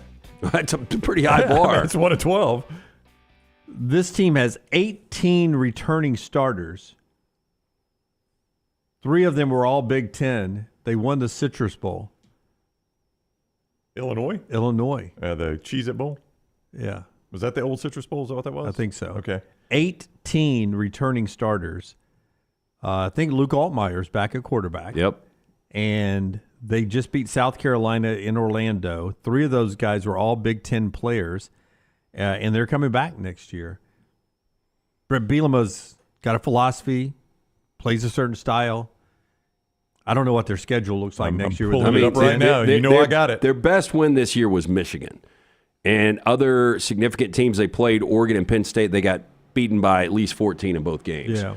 I'll believe it when I see it. I do remember a couple of good Illinois teams. Nick Saban, before he won a national championship, played Ron Turner in a Sugar Bowl.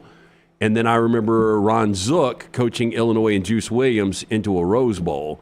Those were good Illinois teams, but boy, it would be hard to believe. But it seemed like a pretty good team. They're Carolina. solid, no doubt. They spent 10-win team. Top 25 a lot of this year. They open against Western Illinois. They're at Duke. I mean, that's not a terrible game, actually. Duke is upgraded at quarterback on a team that won 9 games. Ironically, a better basketball game, but yes. Illinois at Duke.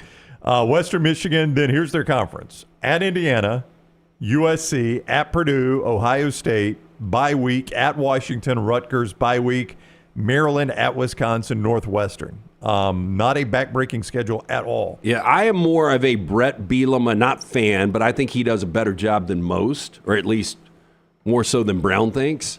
Especially at this kind of job. Yeah. I mean, look, he was great at Wisconsin. I thought he was okay at Arkansas. Obviously didn't work out, but he's doing a really good job at Illinois. I just, I don't know. Altmaier will be back. I think they're going to be good, but seeing them in a college football playoff. It would need to be 11-1. It would need to be what Indiana was. They'd have to win them all and except Ohio State. Lose Ohio State. And they host them. I mean, I don't think that's going to matter. I don't think Ohio State's going to cringe about playing Champaign. But they do at least host them. But, I mean, they avoid Penn State. They avoid Michigan. It's not the worst schedule for them. I mean, it's not a terrible call. One of those teams we looked at last year with 20 returning starters was Virginia Tech. Yeah, they were hyped all summer, too. Yeah, and you just thought in the ACC, and especially the way the ACC played out this year, like they should have had an opportunity. Yeah. ACC, by the way, ended up 2-11 in the bowl games. Let's get to our McCurry Spotlight today. We're going to hear from the 2 quarterbacks in that big Ohio State-Texas Cotton Bowl game coming up Friday night. In our Spotlight, hit it, Tyler. The College Football Spotlight. McCurry Van & Car Rentals has all those difficult vans and cars and SUVs and passenger vans. You can't find them, you can find them at McCurry, and they make it super easy to rent in and out quickly. They value your time, and they will make it easy to rent throughout North Alabama. You can find them in Athens, Muscle Shoals, Huntsville, 2nd Avenue Northwest in Coleman, Skyland Boulevard in Tuscaloosa. Reserve your rental today, 256-559-1003. That's 256-559-1003, or McCurryRentals.com. That's McCurryRentals.com. All right, Quinn Ewers quarterbacking Texas against that tenacious Ohio State defense. He gets asked about trying to find success against the Buckeyes. What kind of performance does the offense need to have for you all to pull off this win? Yeah, I mean, we just got to go play our game and execute at a high level and, have first and second down wins that will ultimately lead to shorter third downs and more manageable third downs. And if we're able to do that, then the drive will continue to work down the field. And then, obviously we have to score in the red zone. Field goals, I don't think we'll get it done. They've been a little shaky at field goal in the last game against Arizona State with Bert Auburn there. They've got to find a way to have some run game. Even if they're not having great success at running the ball, LT, they've got to continue to try to run the ball. Yeah, and I don't know. Texas had the 292 yards against Clemson. They gashed them, and then against Arizona State, only 53 yards rushing. If you look at this Ohio State defense, teams not named Oregon, nobody scored more than 17 points on them this year. And I think that goes back a couple of years, and I'll pull this. Oregon scored in the first matchup 32 points, and then 21 in the college football playoff. But this team just doesn't get points up. I wonder if his head coach is going to operate with the same philosophy he just said. Field goals are getting us nowhere in this game. Like, I wonder if Sark is Lane Kiffin mode, like we're going fourth for and it. 3, let's go. 4th and 3, let's go. Field goals are not beating Ohio State. We got to put 6 on the board. I kind of hope he is. That would make it a more entertaining game. I'm just looking for the entertainment here. But if he coaches that way, that's a fascinating strategy. It gets you beat real quick because we've seen how quickly Ohio State can put points on the board right now. And by the way, the last 2 years, only 2 teams have scored more than 21 points, and that was Oregon twice this year and Michigan last year. Wow. Pretty impressive. Yeah. So that's what they're going up against. Meanwhile, on the flip side, there's Will Howard, and you're getting ready for the Cotton Bowl. You just had 2 fantastic performances to get Ohio State to where you are now in the semifinals at Will Howard. That's where Will Howard is. And you still get asked about Michigan, especially this week if you're Will Howard, because he also didn't have success at his old school against a rival. Listen in. We know what Ohio State, what it means to not beat a team like Michigan. How does that equate to losing to Texas from your time at Kansas State? And just describe the feeling of getting another stab at Texas to beat them. Yeah, I don't think it has anything to do with that rivalry. It's not really the same. But for me personally, that was the only team I didn't beat when I was in the Big 12. So yeah, there's definitely personally for me, a little extra motivation there because, I never got the chance to beat these guys. Played them 4 years, and they're always a good team, but I don't think none of those games were unwinnable. Last year we lost in overtime and. So definitely excited to get another chance at these guys. Yeah. So did anybody know that Will Howard was over for Texas? I mean, I figured, game? and we remember the Malik Murphy game last year where I still don't know how Texas won that game, but Will Howard was really good. He threw for over 300 yards and 4 touchdowns against that Texas defense. And if Will Howard plays like he played against both Tennessee and Oregon, this team's unbeatable. I have not heard anybody recently say, boy, how do they move on from Kyle McCord this quick to go to Will Howard? It was understandably said a lot during the regular season. These last 2 games, though, you've seen why they did it. Yeah. I mean, for the entirety of the season, Kyle McCord was a better quarterback. Yeah, but not these last 2 games. But the way he's played the last – and a lot of that is Chip Kelly and Ryan Day are finally opening up this offense. That's right. It goes back to leaning on the fact you got a great defense. Let's take some chances offensively. He's got weapons he didn't have at Kansas State the last 4 times he's played this Texas team. I mean, Jeremiah Smith, 13 grabs, 290 yards, and 4 touchdowns in 2 playoff games. I mean, that's insane. He's unguardable. He's wide open all the time. Yeah, and then you get, Travion Henderson's got 4 touchdowns through 2 playoff games. Judkins is playing well. The offensive line is playing much better. They're not committing penalties, 5 penalties through 2 games, only 1 turnover. Again, It seems like they are far and away the best team right now left, but the number's only 5.5. It is a smaller. I mean, the way we talk about this game, you would feel like you say, "Oh, and by the way, Ohio State's 13.5-point favorite." Yeah, they couldn't put it any higher because again, before both of these teams played this last week, Texas was listed as a 2-point favorite over Ohio State. Yeah. I don't want to step on something I know you wanted to talk about today, but you do wonder. I don't think crowd would play an impact here, would it? Depending on the Ohio State folks, if they can get there because of the snow, but I did think the crowd would be 60-40 Texas. Yeah, I thought 65-35. Yeah. Which, by the way, in the mybookie.ag chat room, it's so far back I'm not going to be able to give his name, but I appreciate his info. He's like, hey, I live in Dallas, watch the show every day. There's one rogue forecast that calls for the 13, 14 inches. Everything is saying 2 to 4 inches. Was that the dude that was on his deathbed we met? Could be. I can't remember that guy's name. I wish I could remember his name. Big guy, nice guy. What did he have? Guy. Like meningitis? Yeah, I mean, it was in the hospital for quite a while. Didn't his wife, he was in a coma, and his wife played our show for him in the coma? Yep. And he came out of the coma, and he's like, what's Lance's lock? And they're like, what did he say? He said something. Yeah. Lance's lock. I think we've had multiple guys. Did Dunaway tell him to unplug me? I think we've had multiple guys in comas that they've actually listened to. We've actually heard the story more than once. I mean, it baffles me, and I can't. I mean, it's a weird honor, but it is a heck of an honor that y'all think of us that way. So, Dunaway, if you're in a coma, do you want us to play you where you can hear yourself? He'd wake up anytime I made a mistake. No, he'd wake up. All it would take is one mistake. Brown. Stop bringing up topics when I'm ready to move on. He's alive! Or you won't call me daddy, right? It wouldn't be so bad. Hello, daddy gang. I knew you listened to it. All the time. She's a great interviewer. Did you know Skip Bayless had left Fox? I did know he had left Fox. I didn't know anything about this Joy Taylor lawsuit until last night. By the way, boy, it's salacious, isn't it? It is. Boy, she went. I mean, did this girl go like scorched earth or what? Oh yeah, the hairdresser. Yeah. Woo.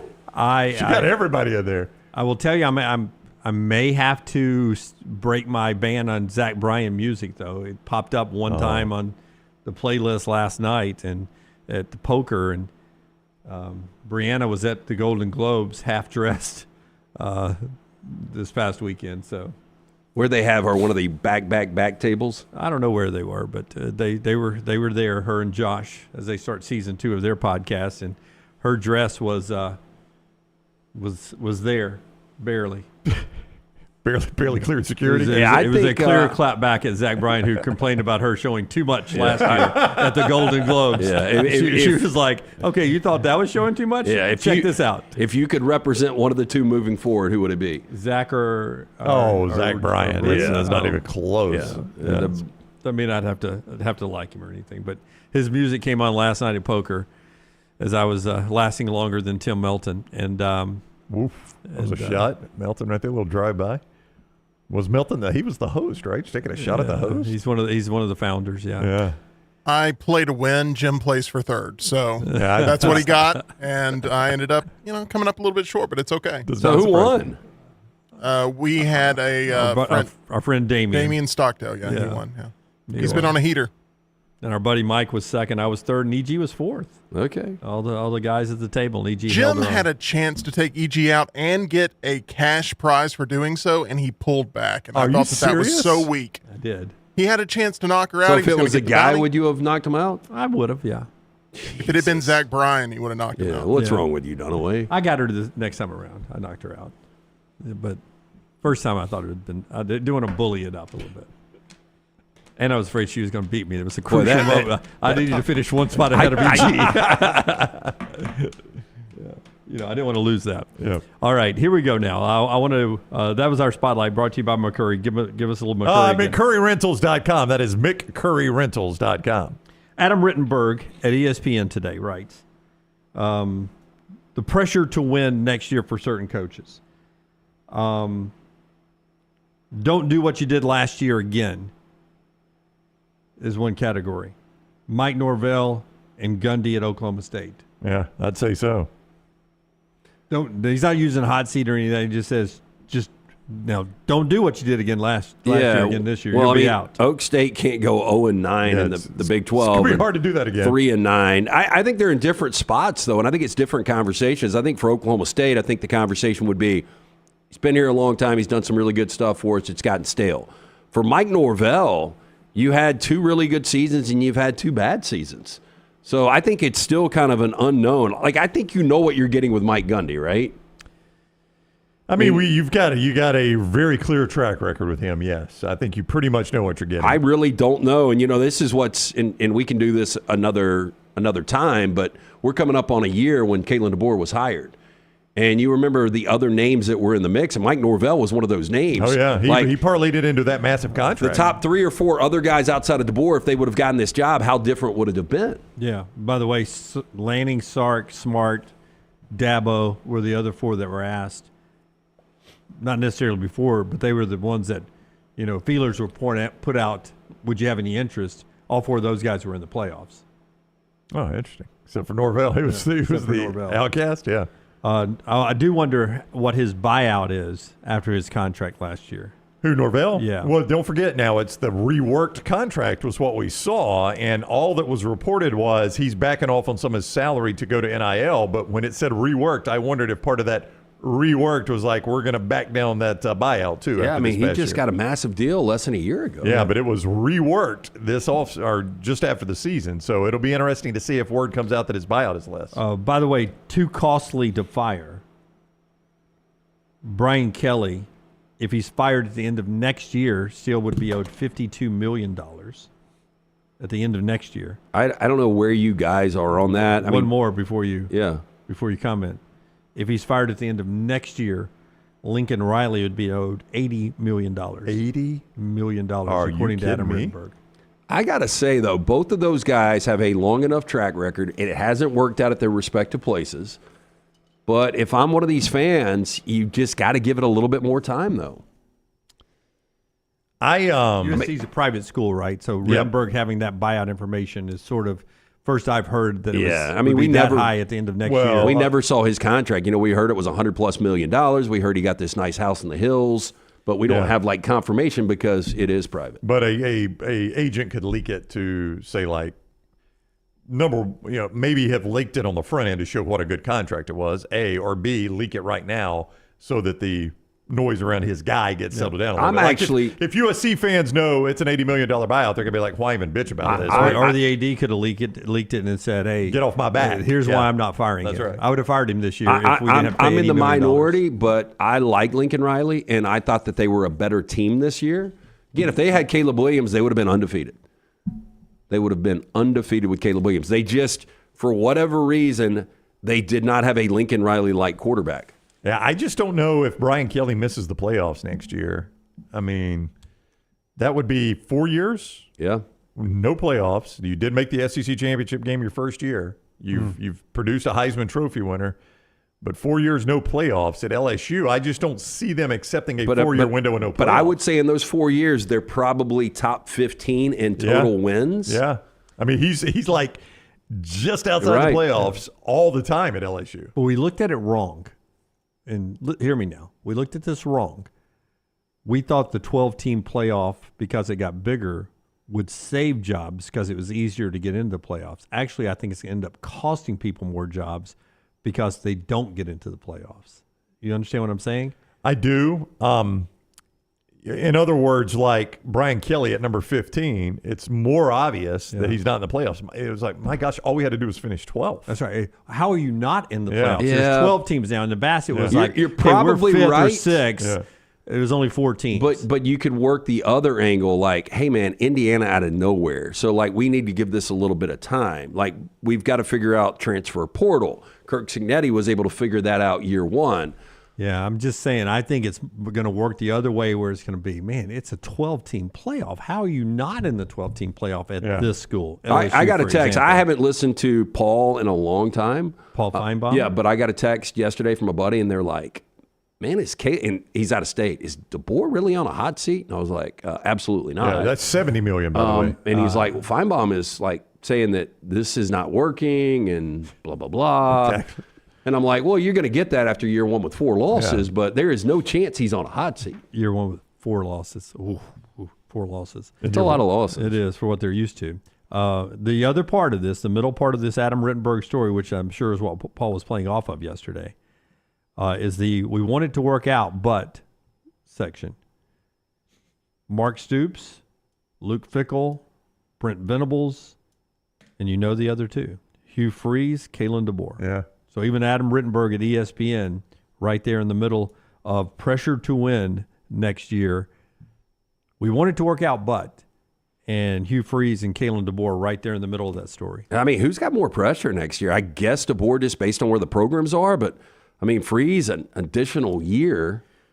Well, and this is the year you've been pointing to with your NIL and your transfer portal, and he cannot bring in another quarterback and fail. I mean, you just can't. You failed with Peyton Thorne. But what's acceptable? Because you want to see improvement, right? But improvement would be a team that goes to a bowl. College football playoff. That's acceptable. Yeah, and that's kind of where I would be if I'm look, there's only 12, and I know what Dunaway is going to say. Man, all these guys can't make the college football playoff. But are we talking Hugh or Kalen? I'm talking about both. Yeah. Well, I mean, Kalen's got to be there next year. I don't even know. I mean, he's not getting fired, but I don't think the fans are just going to accept making a college football playoff next year. No, if Kalen, I'll put it this way. If Kalen is in the same situation as Brian Kelly after 3 years, he's out. Yeah.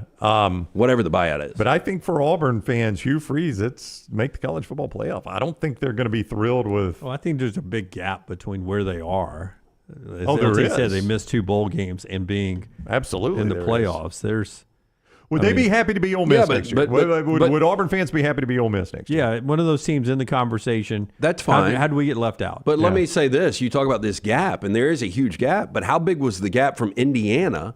How big was the gap from Arizona State?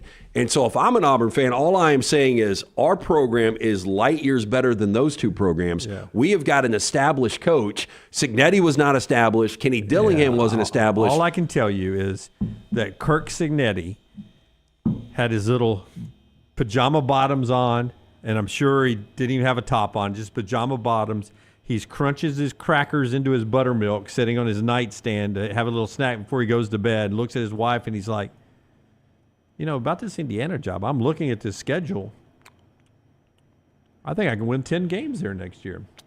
I don't know where this analogy is coming from. I really don't either. He said he was in bed one night, looked at the schedule, and told his wife. That's a 10-win schedule. That's a 10-win schedule. I think I can win 10 games next year at Indiana. Hugh Freeze can't do that. Hugh Freeze can't sit there in his bed and look over at his wife and say, how can this Indiana schedule next do that? They were playing nobody, It Lance. doesn't matter. Everybody on their schedule marked Indiana as a win. Yeah. Did they not? They did, but they were playing nobody.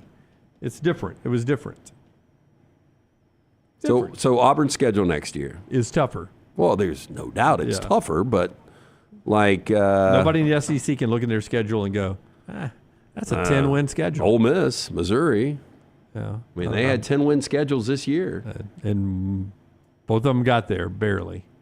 Barely. Well, but Auburn's out of conference at Baylor, Ball State, South Alabama, and Mercer. Okay, there's 4. It should be. Yep. I mean, it should be 4. But, at Oklahoma, that's not an easy game. And at A&M, I mean, you open up back-to-back road games in the SEC. They're going to be underdogs in both of those games. They'll be favored against Missouri. Yeah. Probably favored in Fayetteville. Favored against Kentucky. Favored against Vanderbilt. So you're dog by, and then you get the dogs at home. So that's your first 3 games is at Oklahoma, at Texas A&M, home to Georgia. I mean, that's a tough start in conference. There's no doubt. Oh, and Baylor, that's probably a loss. You what? At Baylor is a loss? Yeah. You think Auburn's going to lose at Baylor? If they played right now, these 2 teams, Baylor would beat It's not Auburn. going to be these 2 teams. I know. Though, but I'm just saying Baylor's in a better spot right now. If Auburn opens Saturday, August 30th in Waco, Texas with a loss, it's 5-alarm fire at that point. Yeah.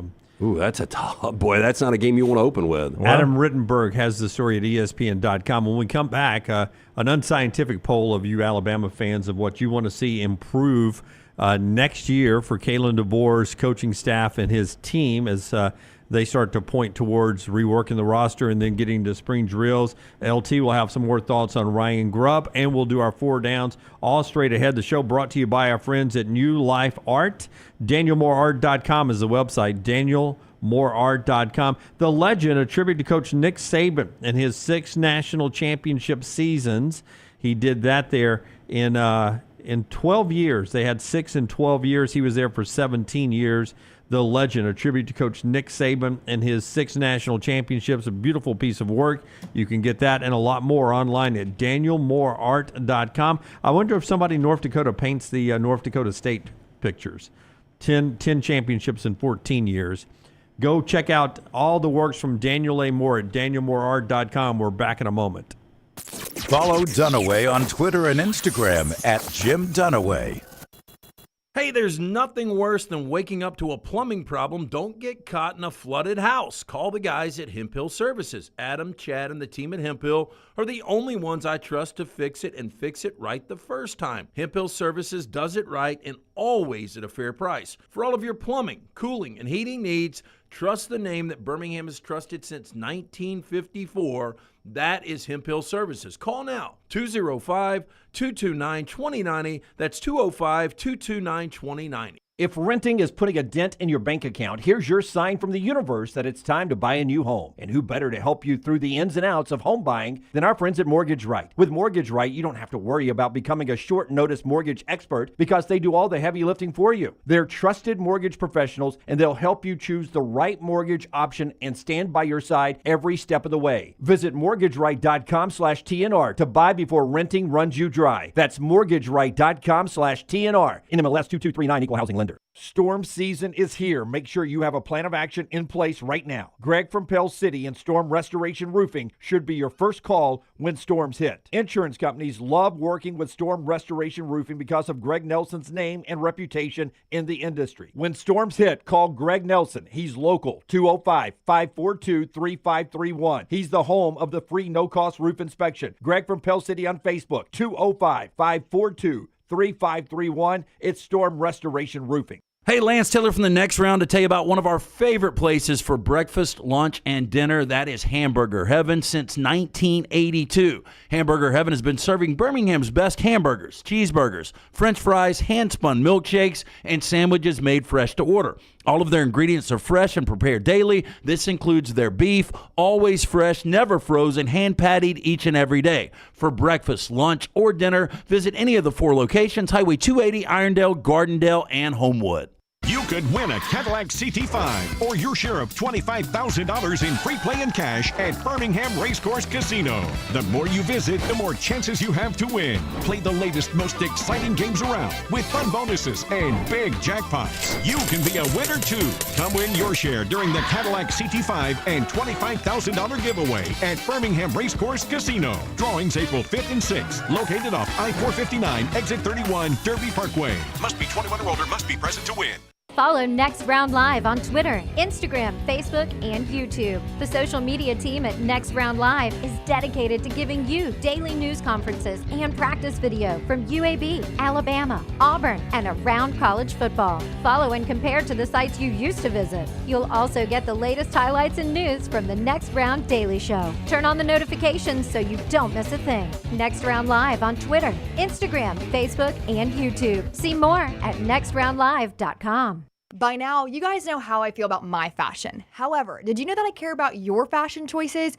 Cargo shorts are out, flip-flops are only appropriate on the boat, and please throw away that stained t-shirt from college. You may be thinking, EG, that's all I own. What do I do? Here's what you do. Go to nextround.store and fill your cart with a wardrobe that is approved by me. Stock up on logo t-shirts, hoodies for football season, and hats for every day of the week. Trust me on this one and head over to nextround.store to get stocked up for this season. Just because you've quit going to the gym, it doesn't mean that you have to quit gym altogether. Dunaway, that is. With our Next Round podcasts open 24/7, 365, you can access gym anytime you'd like. While you may have done away with your treadmill routine, our version of Dunaway is standing by ready to get you back to your absolute best. Find all that lovely Jimmy D-led content on Spotify, Apple Podcasts, Google Podcasts, and in the podcast section of nextroundlive.com. This message is sponsored by Jimmy Crypto Inc. and Jimmy Crypto for President. Jim Dunaway, Lance Taylor, Ryan Brown.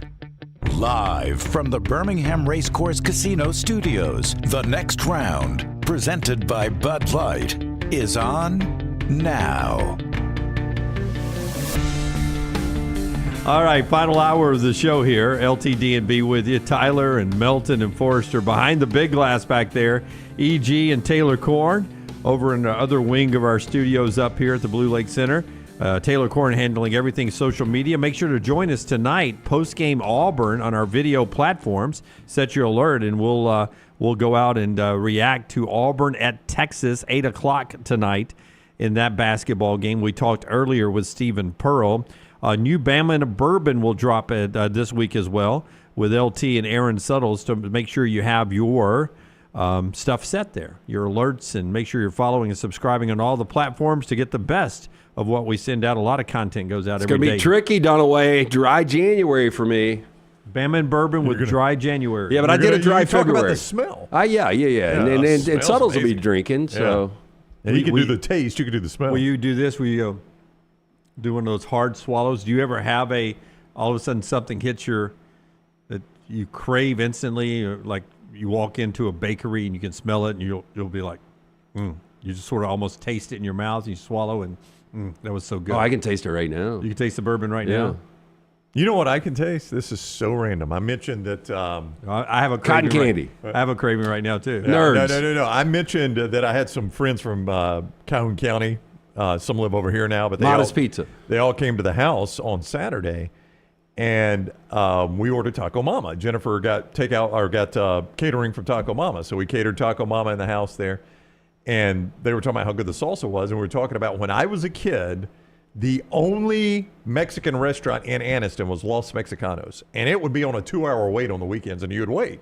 Their salsa was some of the best salsa I've ever had, and to this day I can taste it. Yeah. Like as soon as my buddy brought it up, I could taste that salsa. El Palacio on Green Springs. They had it was hot. It had like the chopped up onion in it. I can still taste it. It was thin. I don't like it chunky. Yeah, this one was the middle, not thick, not thin. It was middle, but I can just tell you, it was the first salsa I ever had. I can still taste it to this day, and I haven't had that restaurant in 30 years. We take for granted the ghetto Mexican that you're able to get on corner to corner, because back in the day, you remember it was like El Chico in Brookwood Mall? Yeah. Like that was the only Mexican restaurant you could go to. Yeah.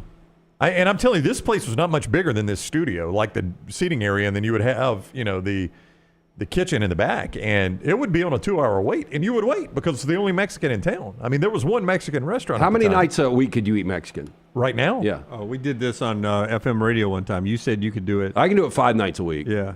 Yeah, I mean, I was going to say 4. Yeah. Well, I could do it. Yeah. I mean, there are weeks I do it 3. Because I've gotten on a enchilada kick recently. Yeah. And so, like, I can mix it up: quesadillas, enchiladas, tacos. It's all the same thing, though. I mean, it's the it's same a meat, little same different. sauce. It's different No, sauces. I mean, Different sauces. the red sauce on the packages. enchilada is completely different. Enchilada sauce is different than you get on other sauces. Yeah, and that's corn to the flour tortilla of the quesadilla. Well, Corn's the way to go, by the way. You know what I'm craving. Two No? big breasts, deep fried chicken, Champy's chicken. They bring you this hour right there on Highway 119 in Alabaster. I was about to make an inappropriate lawsuit joke there about my favorite order at Champy's Chicken, but I didn't do it. Great sides too. Sterling's the best in the business. Go by just to see him. Don't even order. Well, he would like you to order something. But just go by and say hi to Sterling. Say, man, everyone says you're a nice guy. You're really a nice guy? He is. No! Trust me. Over a decade, one location, he and Megan, the whole crew down there, they love to see you, especially this time of year when it's cold outside. That hot food cooked to order is so good. Mississippi Delta Recipes Tamales. It's Champy's Chicken, Highway 119 in Alabaster. Great restraint in not making the joke, but you were absolutely correct. That is what stands out. Yeah, that's what I was going to go with. Yeah. Very, very much talked about lawsuit out there right now. All right, here we go.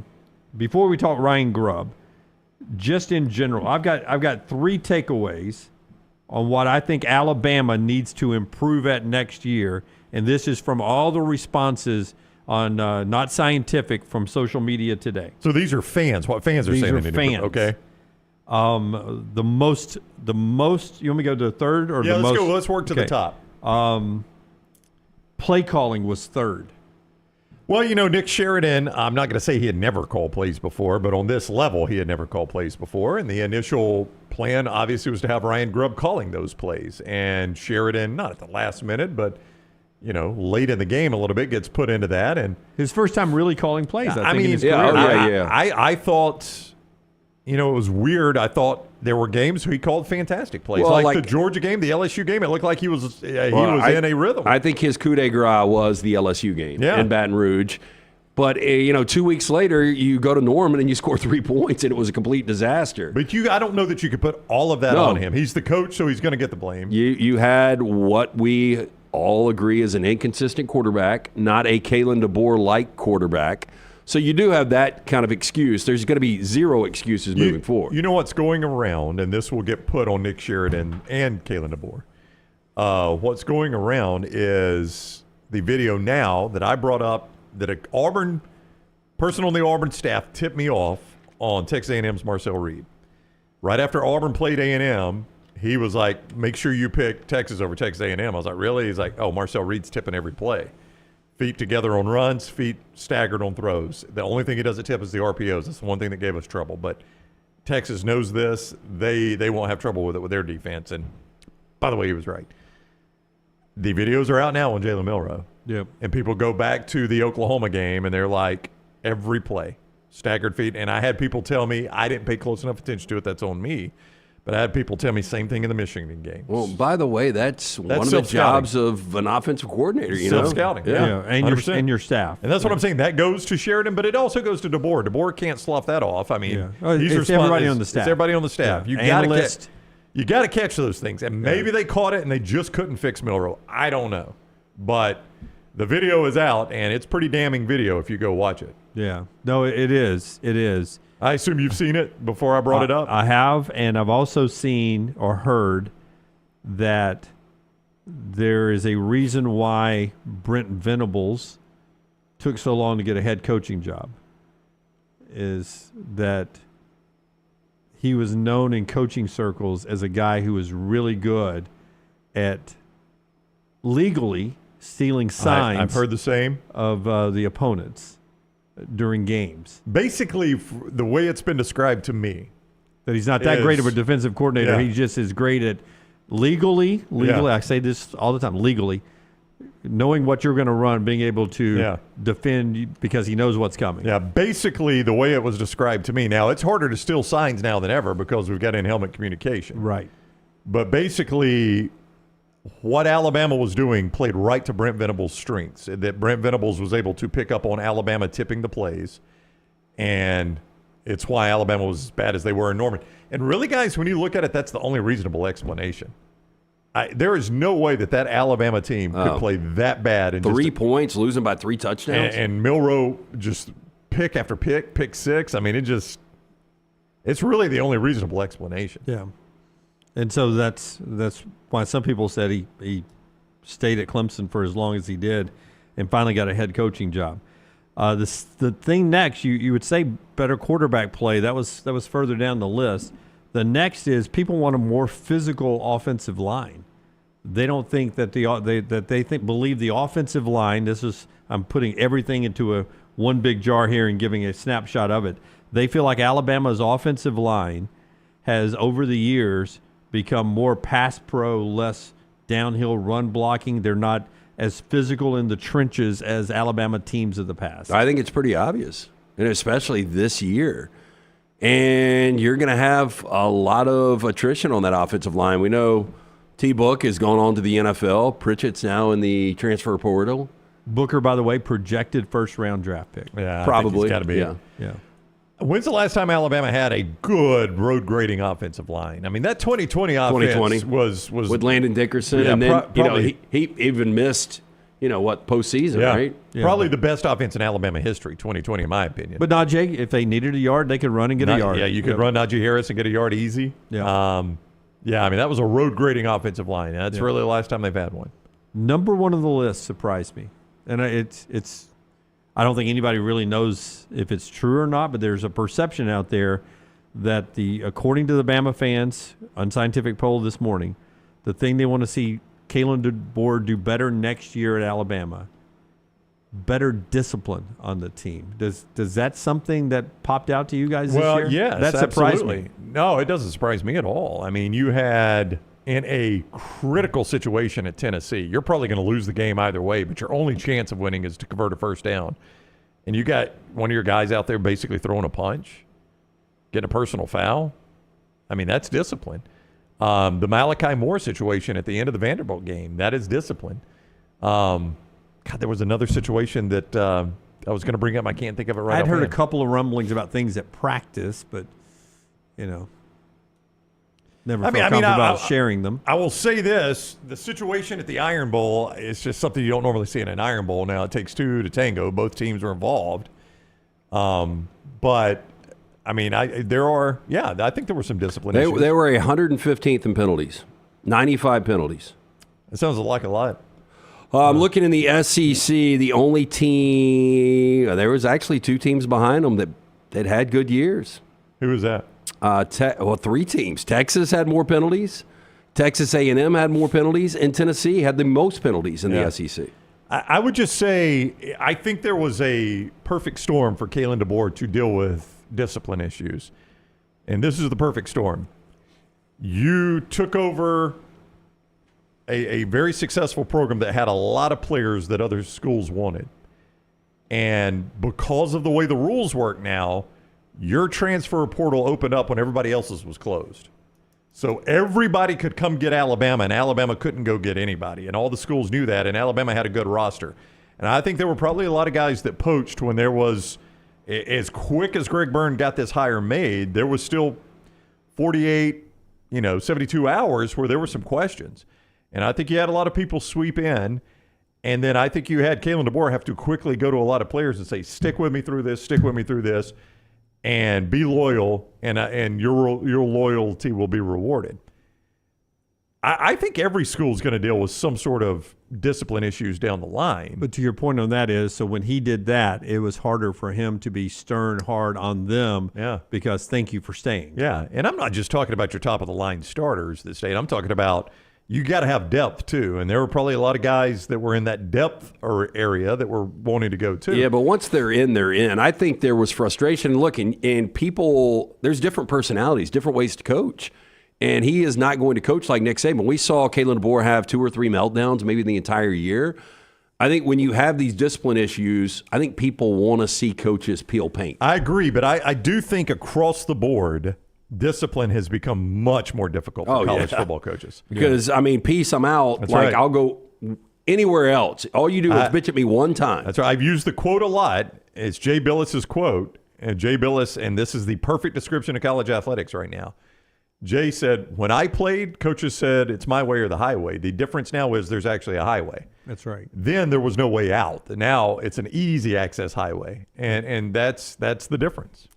The show today being brought to you by our friends at Hemp Hill Services. A cold front over most of our listening area. Hemp Hill will keep that heat going. Yeah, 205-229-2090. Trust the name Birmingham has trusted since 1954 for all of your plumbing, heating, and cooling issues, whether they come up in your home or business. They're ready to serve you. Call Adam, Chad, Andrew, the guys there. Tell them the next round sent you. For more information, hemphillservices.com. I think some people are asking this in the mybookie.ag chat room jokingly, and some are serious, and I will ask it to you seriously. When you asked that question, did people bring up his wardrobe? Wardrobe, I haven't. That was fourth. They're still flying through, but wardrobe didn't come up. Okay. But wardrobe is. He only wears one hoodie. I find it very silly myself, but it has been a talking point this year. I was just curious. What's wrong with the way he looks? I mean, I don't have a problem with no, that. I'm just superstitious. I've got two Rams hoodies that don't work. I've got a Rams. Our buddy Cody brought it to us at a Baumhauer's remote, and if I drink out of that game day, it doesn't work. So. Like, there are things that if it doesn't work, I'm shelving it. I try to get the wardrobe that's going to work. Yeah. And that black little mini hoodie's not working. So you're going to retire it? I would, but I know I'm superstitious. Yeah. You're not. I think Dunaway's kind of in between. All I know is Nick Saban wore khaki pants, sneakers, terrible hat, and a polo belt, and a game day shirt. Because I had to dress like him when I did the coaches show. Basically, the one Nike said, this is the one we're selling this year, so let's wear this one. Wait, so they told you, hey, look, you need to dress like Coach? No, when I did the coaches show, I would dress what the coaches were wearing that day. Yeah. And I still have several of the shirts in my closet. God, I wish you would have done a June Jones show back in Honolulu. Yeah, have to wear the fantastic shirt. Yeah. Hey, guys, welcome in. Wonder if Saban would have been wearing his Panama Jack hat. It was post game, so we never which situation. He did officially year one against Florida State wore that hat? Did he not? The Panama Jack? Yeah. No, not on the sideline. I thought he did in year one in Orlando. I think he would wear a ball cap in the rain games. That's the only time I ever saw him wear a hat in game. USF, maybe. I know he did then. There was like one or two games where they had a rain game that he put very a hat few. on. Sometimes the rain he did not. Yeah. Later he did because the hair was thinning a bit. Okay. I don't think that's a storyline at all. I was just curious if anybody brought it up. Are we going to get to the Ryan Grubb? Right now, yeah. Okay. In fact, Ryan Grubb, and then we got to do 4 downs, and then we're going to do trash. Yeah.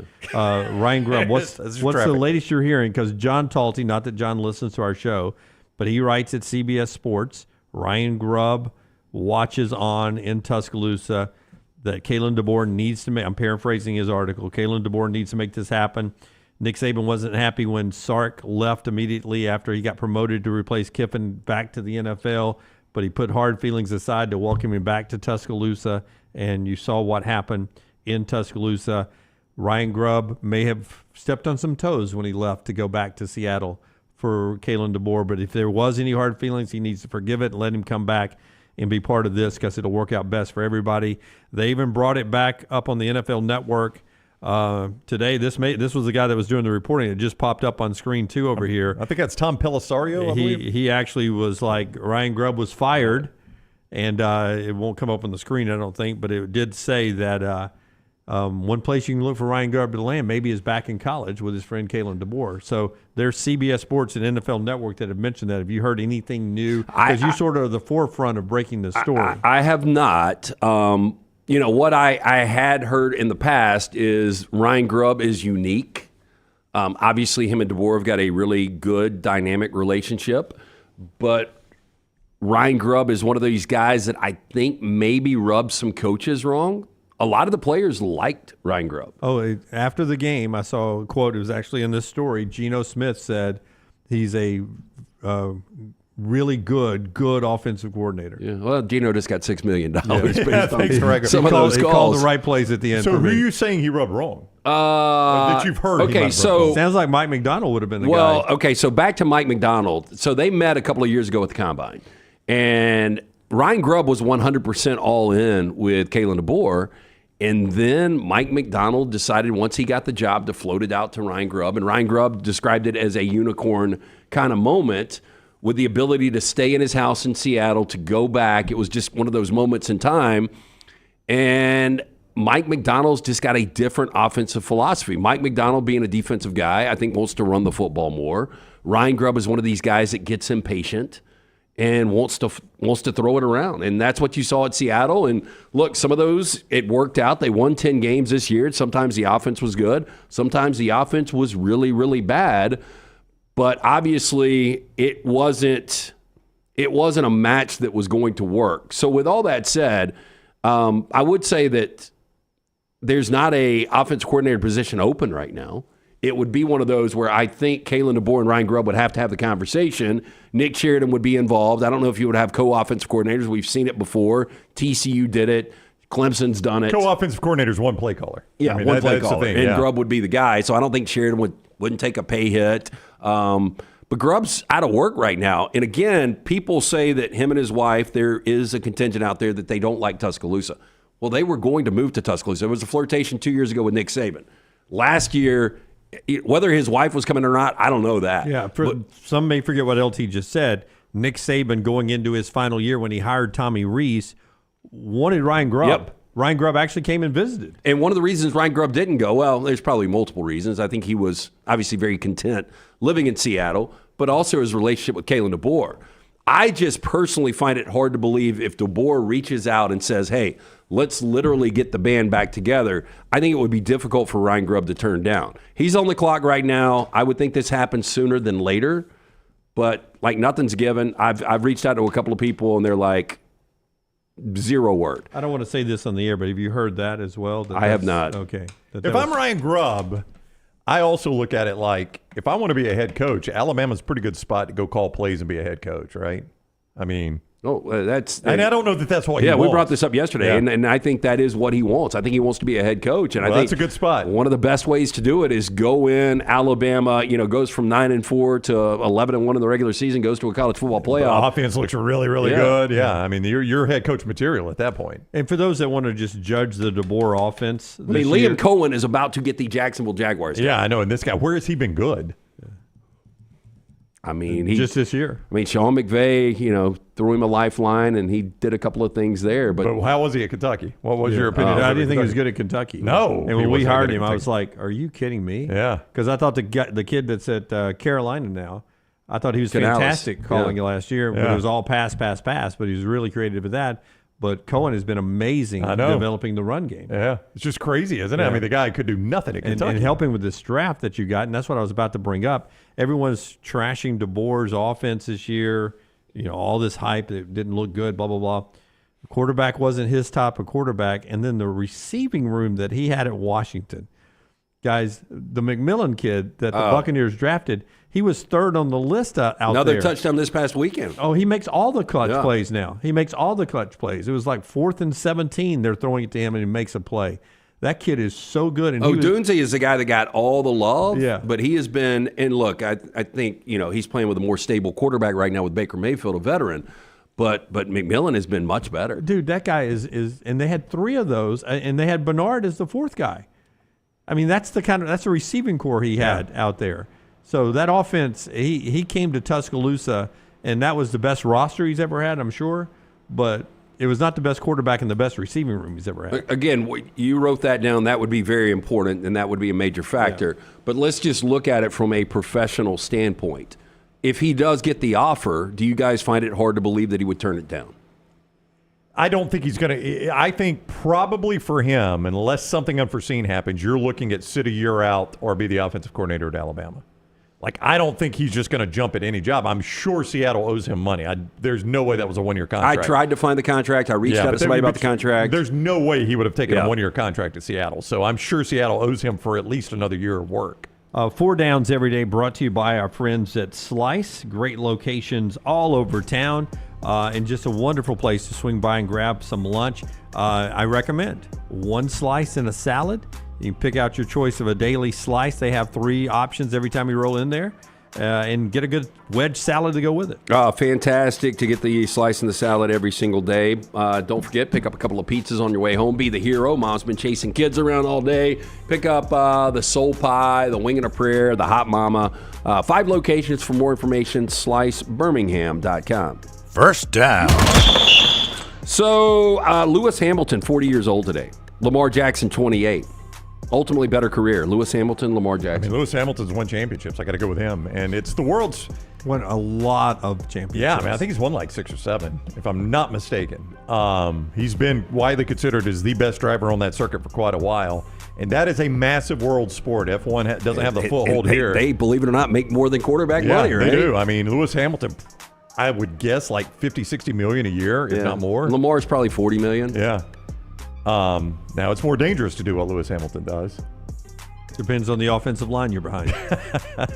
I'm going to go Lewis Hamilton. I mean, he's won the championships. He's got the hardware to show for his work. Yeah, Lamar's got a chance to win his 3rd MVP, but he's got to do something in the postseason. Yeah. And this, to me, this team is postseason more ready than the past teams just based on Derrick Henry. Well, tomorrow I want to do Super Bowl or bust for everybody that's in the NFL playoffs. Okay, let's make that a topic on the show tomorrow.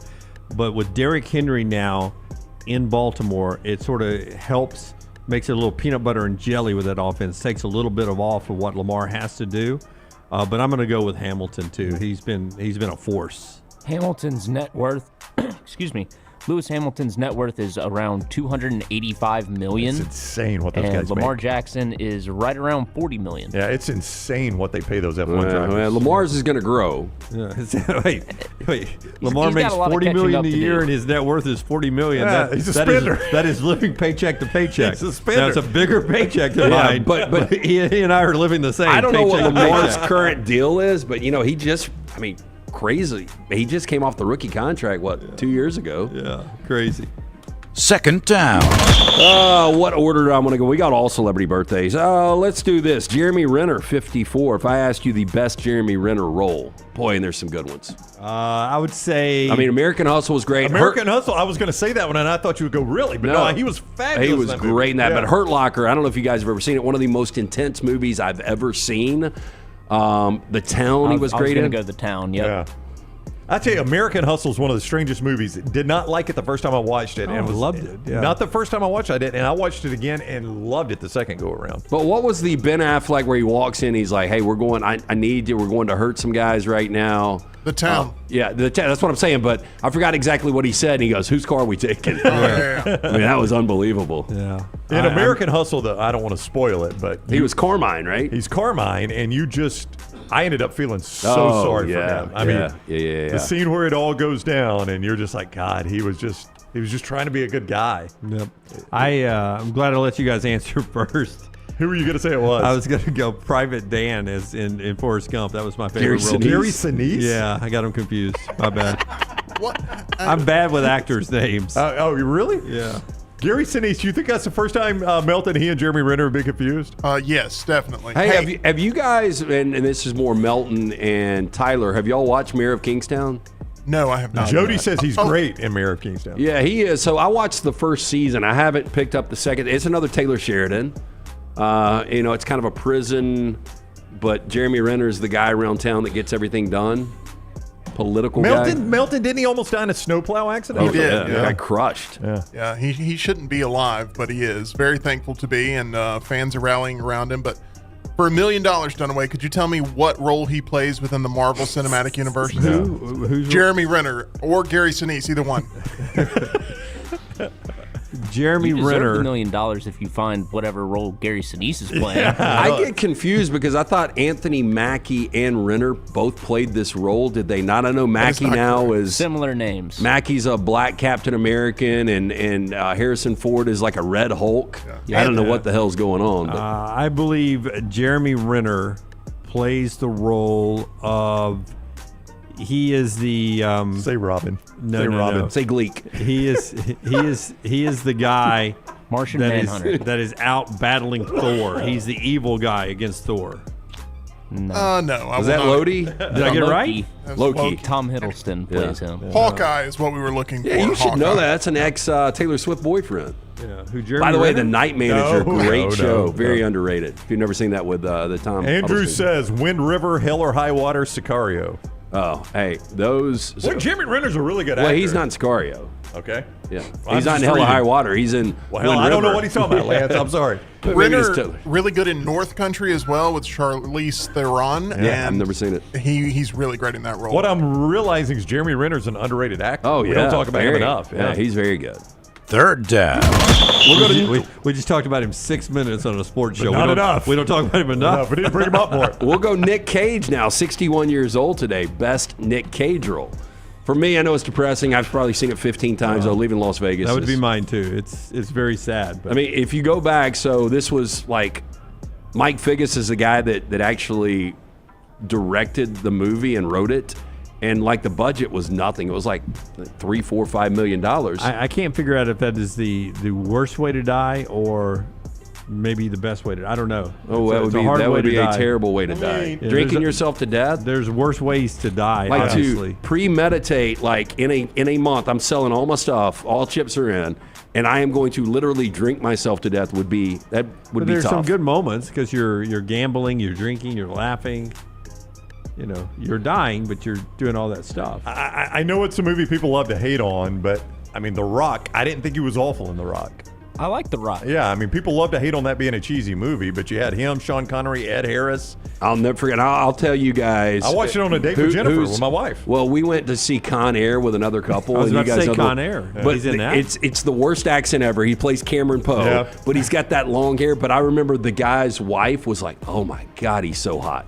With that, he wore the wife beater the whole time. You know, he probably did a little juice for that role. Yeah. Had that long ass hair. But Nick Cage, man, he's had a hell of a career too. Absolutely. I love Face Off. That's my guilty pleasure Nick Cage movie for sure. I thought he was good in Long Legs this past year, Didn't see it. 2024. You should like it, watch Lance. that, Lance. Stacey says he's creepy in that. He's very creepy in that. And I think Jim would like the movie The Weatherman if he ever watched it. The Weatherman. Yep. Okay. Nick Cage So I is got playing James suckered Spann. into The Family Man, which I thought was terrible. Pig was really good with Nick Cage. Have you guys seen Pig? I have not. I haven't seen that one. Yeah, it's basically MM says Pig was great. a violent film without any weapons. Okay.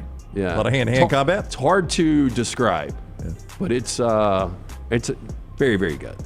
Fourth down. One more celebrity birthday. Kenny Loggins, 77 years old. If I asked you better career, Kenny Loggins or Kevin Bacon? Kenny Loggins just realized if I just write songs for movies in the 80s, I can make a fortune, and buddy did he. I mean, Kevin Bacon for me. you didn't do a good movie in the 80s without a Kenny Loggins track, hardly. What would be the number one? Would it be Footloose? Would it be Danger Zone? I think my favorite one is Sailing. That's Christopher Sailing. Cross. That's Christopher Cross, Okay. but Wasn't from a movie. and what movie was that? I'm It not wasn't. sure. He didn't do any non-movies? Christopher, are you talking about Kenny Kenny Loggins? Loggins, Well, yeah. no, he did non-movie stuff, but his big hits in the 80s were all in movies. Well, he did Beverly Hills Cop, those guys, right? No. Nope, that's that. No. I'm going to go with Kenny Loggins because Kevin Bacon couldn't dance if Kenny Loggins didn't make the song. Wow, look at Tyler. Wow. Look at Tyler. Kevin Bacon, he's good in a lot of things. I'll lean Kevin Bacon, but What's his best role? Kevin Bacon's Murder in the First. Invisible Man. It was Tremors. Tremors. Reba McEntire was better in Tremors. I actually liked him in Mystic River. Hollow Man. I love Hollow Man. Oh, I hate that movie, Oh, my Melton. gosh, I God, love I that hate that movie. movie. The Invisible Man with Elizabeth Moss is so much better than Hollow Man. Yeah. Look, So, I mean, that two was the different name of it, eras Hollow Man. there. That's not really fair. Hollow Man? Yeah, when I said Invisible Man, Hollow Man is what I was But thinking about. wasn't he yeah. kind of creepy in Hollow Man? He was. Yeah. You would be too. He was in Friday the 13th. He was in A Few Good Men, right? Well, I was going to say it's Yep. an ensemble cast, but he was good in A Few Good Men. But that's an ensemble cast, so it's going to be hard to stand out JFK, there. I mean, he has done. He's talking about a ton of work. He's in Planes, Trains, and Automobiles for like 5 seconds. That is four Steals downs. his cab. Four downs today, brought to you by our friends at Slice. 5 locations: Lakeview, Vestavia, Montebello, Crestline Park. Newest location right there in Edgewood. Get in to see the Bajaya brothers, created by the late Jeff Bajaya. His legacy continues to be celebrated by his brothers Jason and Chris. Lunch or dinner. For more information, slicebirmingham.com. And our friends at Champy's World Famous Fried Chicken on Highway 119 in Alabaster. Stop by there and see Sterling and the crew for that great lunch today. Champy's Chicken, deep fried chicken. Get it to go. Take it home and eat it for dinner tonight, especially on Thursday and Friday to watch the college football playoff games. Just make it a good fried chicken night as you watch non-Southeastern teams play for the football national championship. Texas is part of the league now, but LT doesn't recognize them. Champy's Chicken, Highway 119 in Alabaster. When we come back, there is one SEC coach that solely does his own NIL negotiating. According to The Athletic, who's at the Under Armour All-Star Game, a couple of great reporters down there from The Athletic talking to all the best players who are going off to college. They asked them a variety of questions like, how much money do you think your position should get paid or will get paid when you go play in NIL money? And they all tell the story of one coach who negotiates the NIL deal, and no other head coach is in the room when they're talking about it. I have my answer locked in. You have your answer locked in? All right. When we come back on TNR. Call the next round now at 205-734-0923.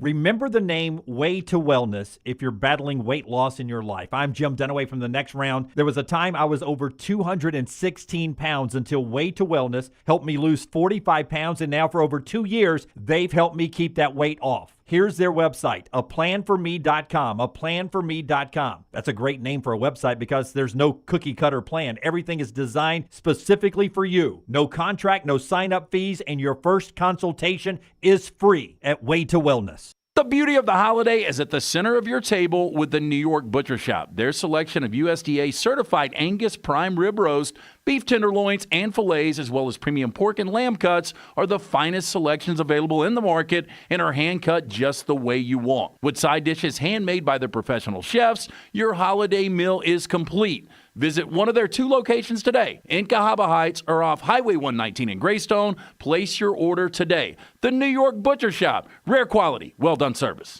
Storm season is here. Make sure you have a plan of action in place right now. Greg from Pell City and Storm Restoration Roofing should be your first call when storms hit. Insurance companies love working with Storm Restoration Roofing because of Greg Nelson's name and reputation in the industry. When storms hit, call Greg Nelson. He's local, 205-542-3531. He's the home of the free no-cost roof inspection. Greg from Pell City on Facebook, 205-542-3531. It's Storm Restoration Roofing. Looking for a great place for that boring meeting? Leave the office and go to the Golfus. What about corporate events like board meetings, sales meetings, customer appreciation events? How about the Golfus? Watch parties for football and basketball, parties for birthdays or couple showers. The Golfus is a great place for those. The Golfus has Birmingham's best golf simulators and man caves in Vestavia on Highway 31, opening soon in Trussville and on Highway 280. Bring whatever you want to eat or drink, even bring your own clubs. Get out of the office. Go to the Golfus. Book your spot now at thegolfus.com. Things fall apart. There's even a book about it, but that doesn't mean you have to break the bank to fix them. Ryan Brown here for the Next Round. Our friends at Mortgage Right have a new renovation option that will make repairs and other home improvements easy. If you've recently purchased a home and find yourself short on cash, or you're looking to buy a fixer-upper, Mortgage Right's renovation loan program can help you spruce up your space. Repairs can be made to your roof, plumbing, flooring, and more with the help of top-notch mortgage professionals. So get your fix by visiting mortgageright.com/TNR. NMLS 2239, Equal Housing Lender. Hey, there's nothing worse than waking up to a plumbing problem. Don't get caught in a flooded house. Call the guys at Hemphill Services. Adam, Chad, and the team at Hemphill are the only ones I trust to fix it and fix it right the first time. Hemphill Services does it right and always at a fair price. For all of your plumbing, cooling, and heating needs, trust the name that Birmingham has trusted since 1954.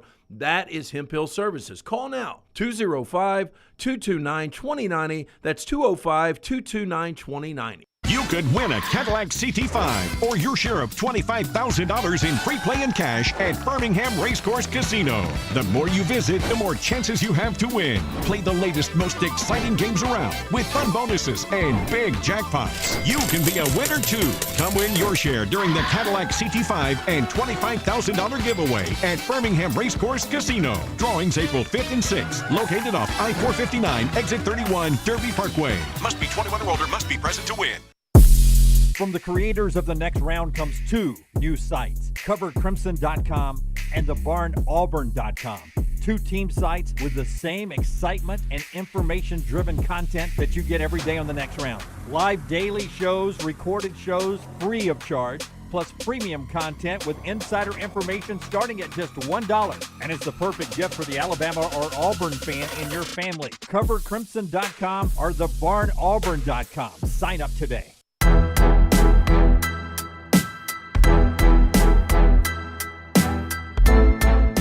All right, trash in just a second. Show being brought to you by our friend Dr. B. He's got LT's hair looking fantastic. Dr. B, the absolute man when it comes to maintaining, regrowing your hair. Look, 2025 is here. Look in the mirror. If somebody out there is thinning out that you care about, tell them, because Dr. Beckenstein is the absolute best. For more than 20 years, women and men have turned to Dr. B for a range of cosmetic and reconstructive procedures. He will use that experience, his advanced training and genetic testing to help his patients fully understand the procedures they are considering. Call Dr. B today, 205-319-0316. That's 205-319-0316. Make sure you tell that staff the Next Round sent you. I do that non-invasive treatment 3 times a week, 30 minutes each time on the couch. My hair has more than doubled in thickness. For more information, t3hair.net. From the Athletic article, Grace Rayner is one of the reporters on this. They're at the Under Armour All-Star Game. Biggest stars in college football down there. Almost all of them have already committed to go somewhere, so they've been through the process already. One takeaway, if you wonder why there's so much confusion on NIL money, I didn't get what I was promised. I was promised this. I only got that. I'm looking at the response on did you have an agent or a representative handling your negotiations? First kid says, I work with the Rosenhaus Agency. They're the best agency for NFL and college representation. I didn't have one. My mom handled it. My dad handled it. I have an agent, but my dad handled all the finances when it came to NIL negotiation. I have an agent. He came to the meetings with us, but when it came to NIL, my dad handled all of that. I have an agent, but when it came to NIL, my mom and dad handled all that. You probably want the agent to do the agent job. You do. I mean, I know people just have to trust what I'm saying is true. I'll tell you the part you have to trust that is true is we probably, I can't remember how many NIL deals we've done up here. It's approaching 20 when all considered. And I would say 80% of those have been with an agent. The part you have to accept that I'm telling the truth is the 20%, we deal with them just like we would an agent. We're not trying to take advantage of anybody, right? We're making sure they get fair market value. But I would advise all of them to deal with an agent. Yep. And because people are out there trying to take advantage of you. But even if you deal with an agent, you look at Matthew Slucka, the kid from what am I looking at? UNLV. Yeah, early this year, like end of September, ended up not getting what he asked for. This was through his agent, ended up tapping out. We had a punter. I forgot which bowl game it was. He said he didn't get his money. He's a punter. Before we do trash. How did he have a deal? He's a punter. He opted out. Like he didn't play in the bowl game because he said he didn't get his money. Before we do trash, and I tell you who the SEC coach is that handles all the NIL negotiations with the players. Doesn't let the collective do it. Out of whack because of what is reported, what players are getting, on what players expect to get when they get to school. They interviewed these players on what they expected or were fighting for their what they thought they should be paid when they get to college. Every one of them brought up the Bryce Underwood story, that he's getting $10 million at Michigan.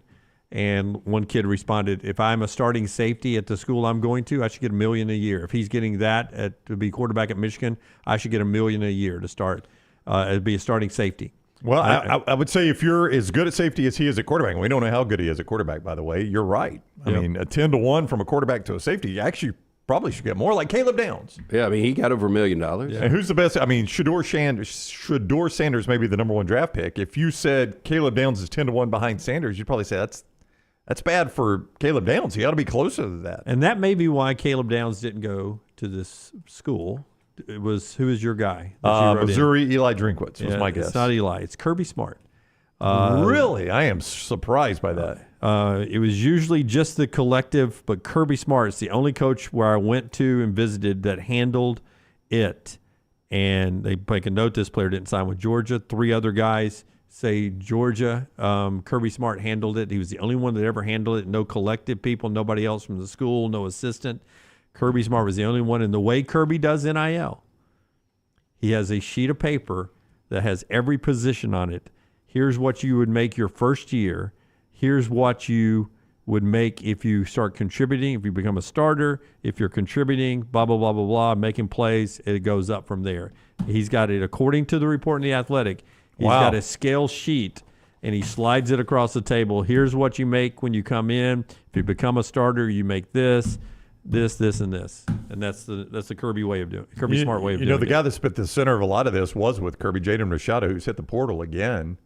I don't know where he'll end up. You know why? But because he got this much money, but he didn't become the starter. That's right. Yeah, I know. I mean, he was at the center of the controversy with Florida, goes to Arizona State, goes to Georgia. He's about to play for his fourth team, and the kid's not even taking a meaningful snap yet. Yeah.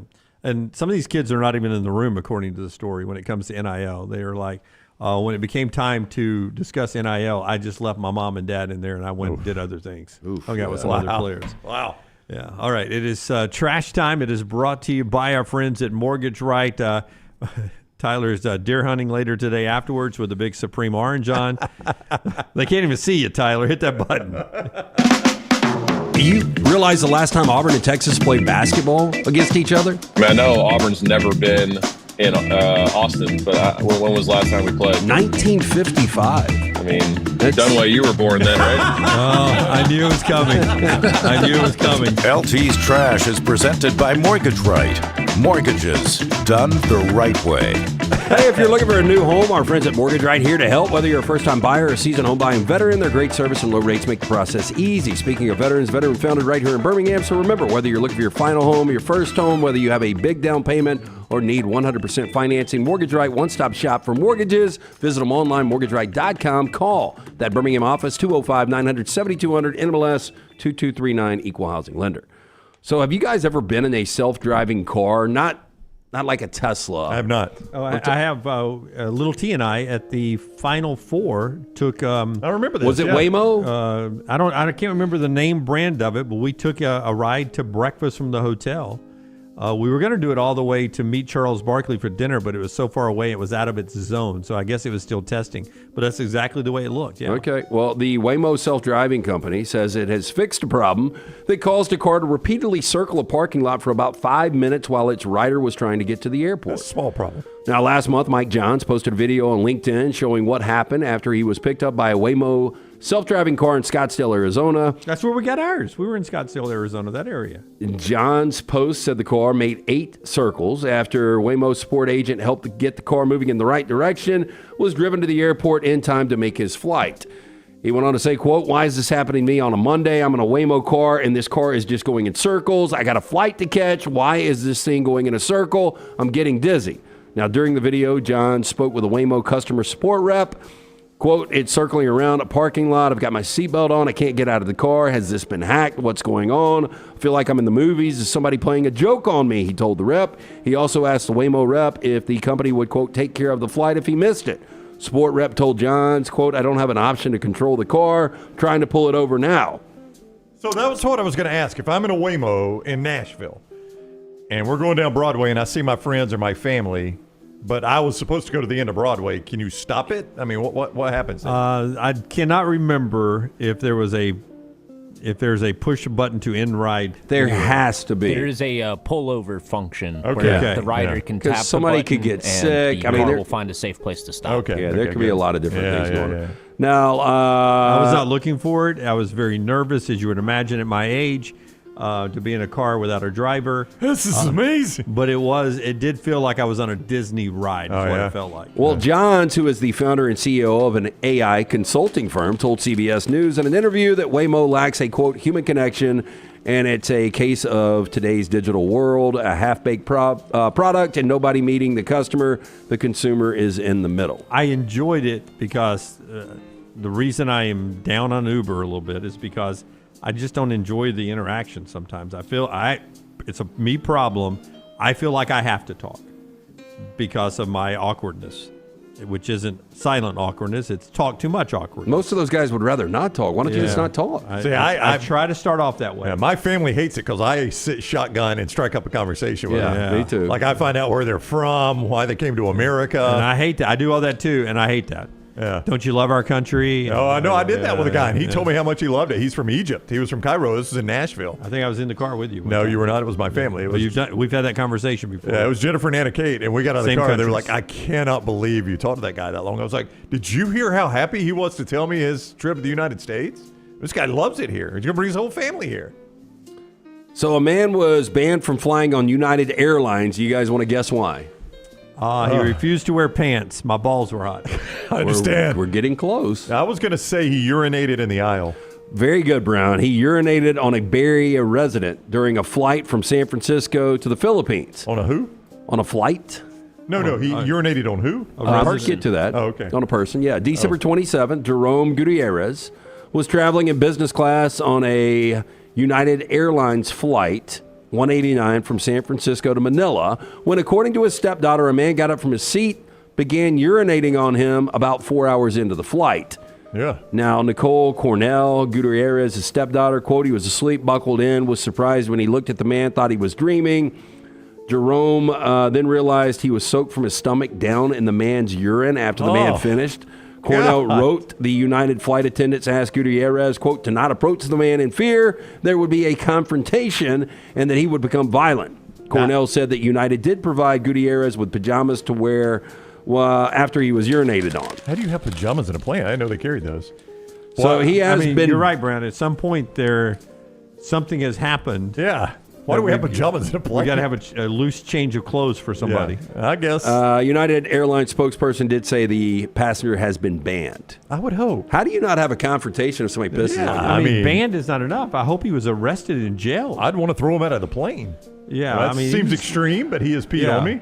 Yeah, For first my of all, defense. you have to expose yourself to urinate on somebody. right. So if you expose yourself. Well, the stepdaughter was upset. Quote, they put the needs of the airline before my stepdad's health. I was so disgusted and shocked at how United handled the situation. This is a biohazard. The plane should have turned around to address the issue. Well, I mean, how close to San Francisco or Manila? I mean, probably halfway, but I told you guys the story. I was halfway between Denver and Cabo, and they flipped our plane around. Yeah, halfway, I got to go on to my next destination.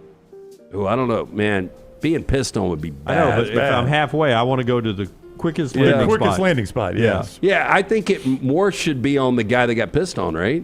He gets to make the call? Yeah. Tell me which one's Yeah. fastest. That's right. Let's go there. And then can I get more cookies? No, around. I mean, you could It's the pass. pajamas. You could pass the kitty around because if I'm halfway to my destination, I'll throw 100 in there. I mean, that guy could have made a fortune, right? So it's real bad for this flight because I just looked up how long it would take to get there. What, from San Fran to Manila? Yeah, so it happened 4 hours into the flight. I would say a 12-hour flight. And I think you crossed the international. It's a 13-hour flight. How long? 13.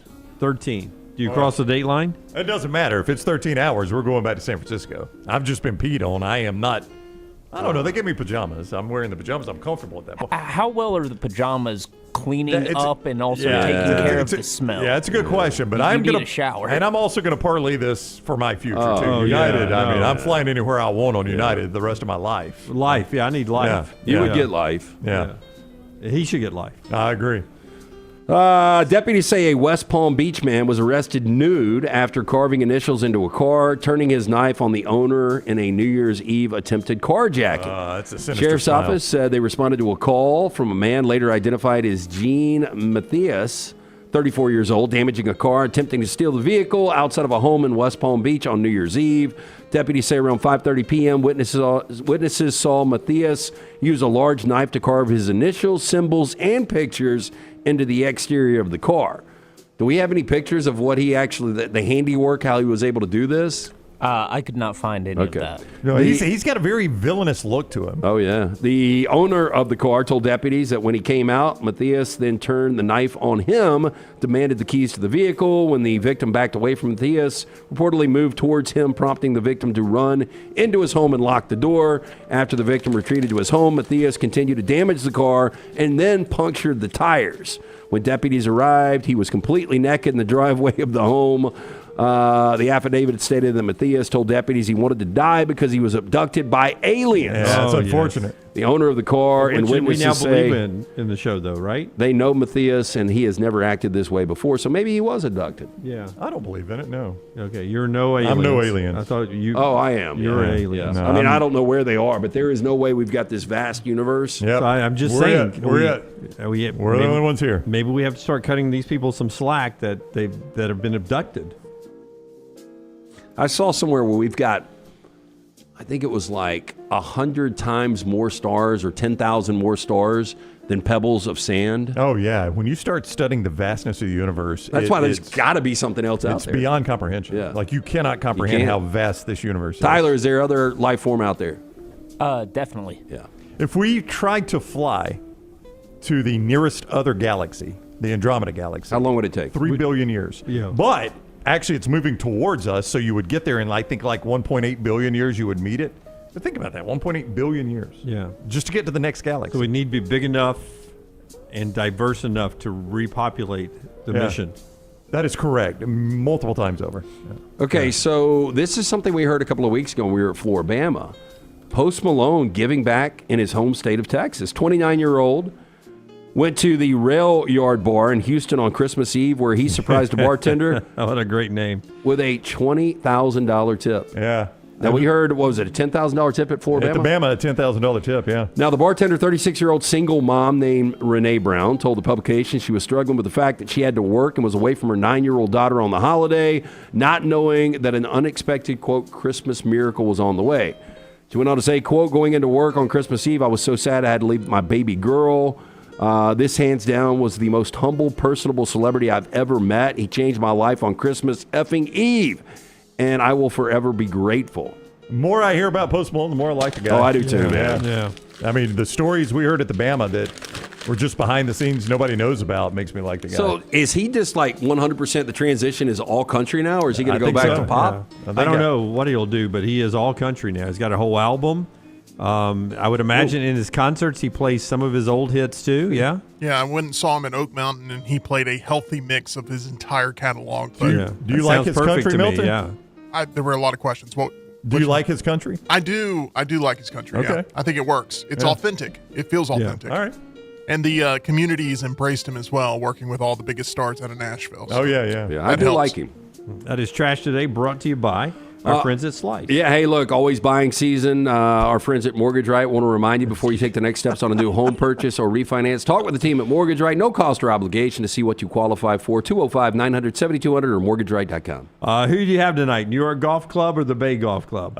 Which one has got Aberg? That's the Bay. I'm going to take Auberg. Okay. Yeah, Oberg. Oberg. You're going to go with the Bay Golf. I'm going to go with the Bay Is he going to win a major this year? Yes. I'll take him winning this and a major this year. Tulane and UAB tonight at 6:30 down at Bartow. Andy needs to get the team rolling in the right direction.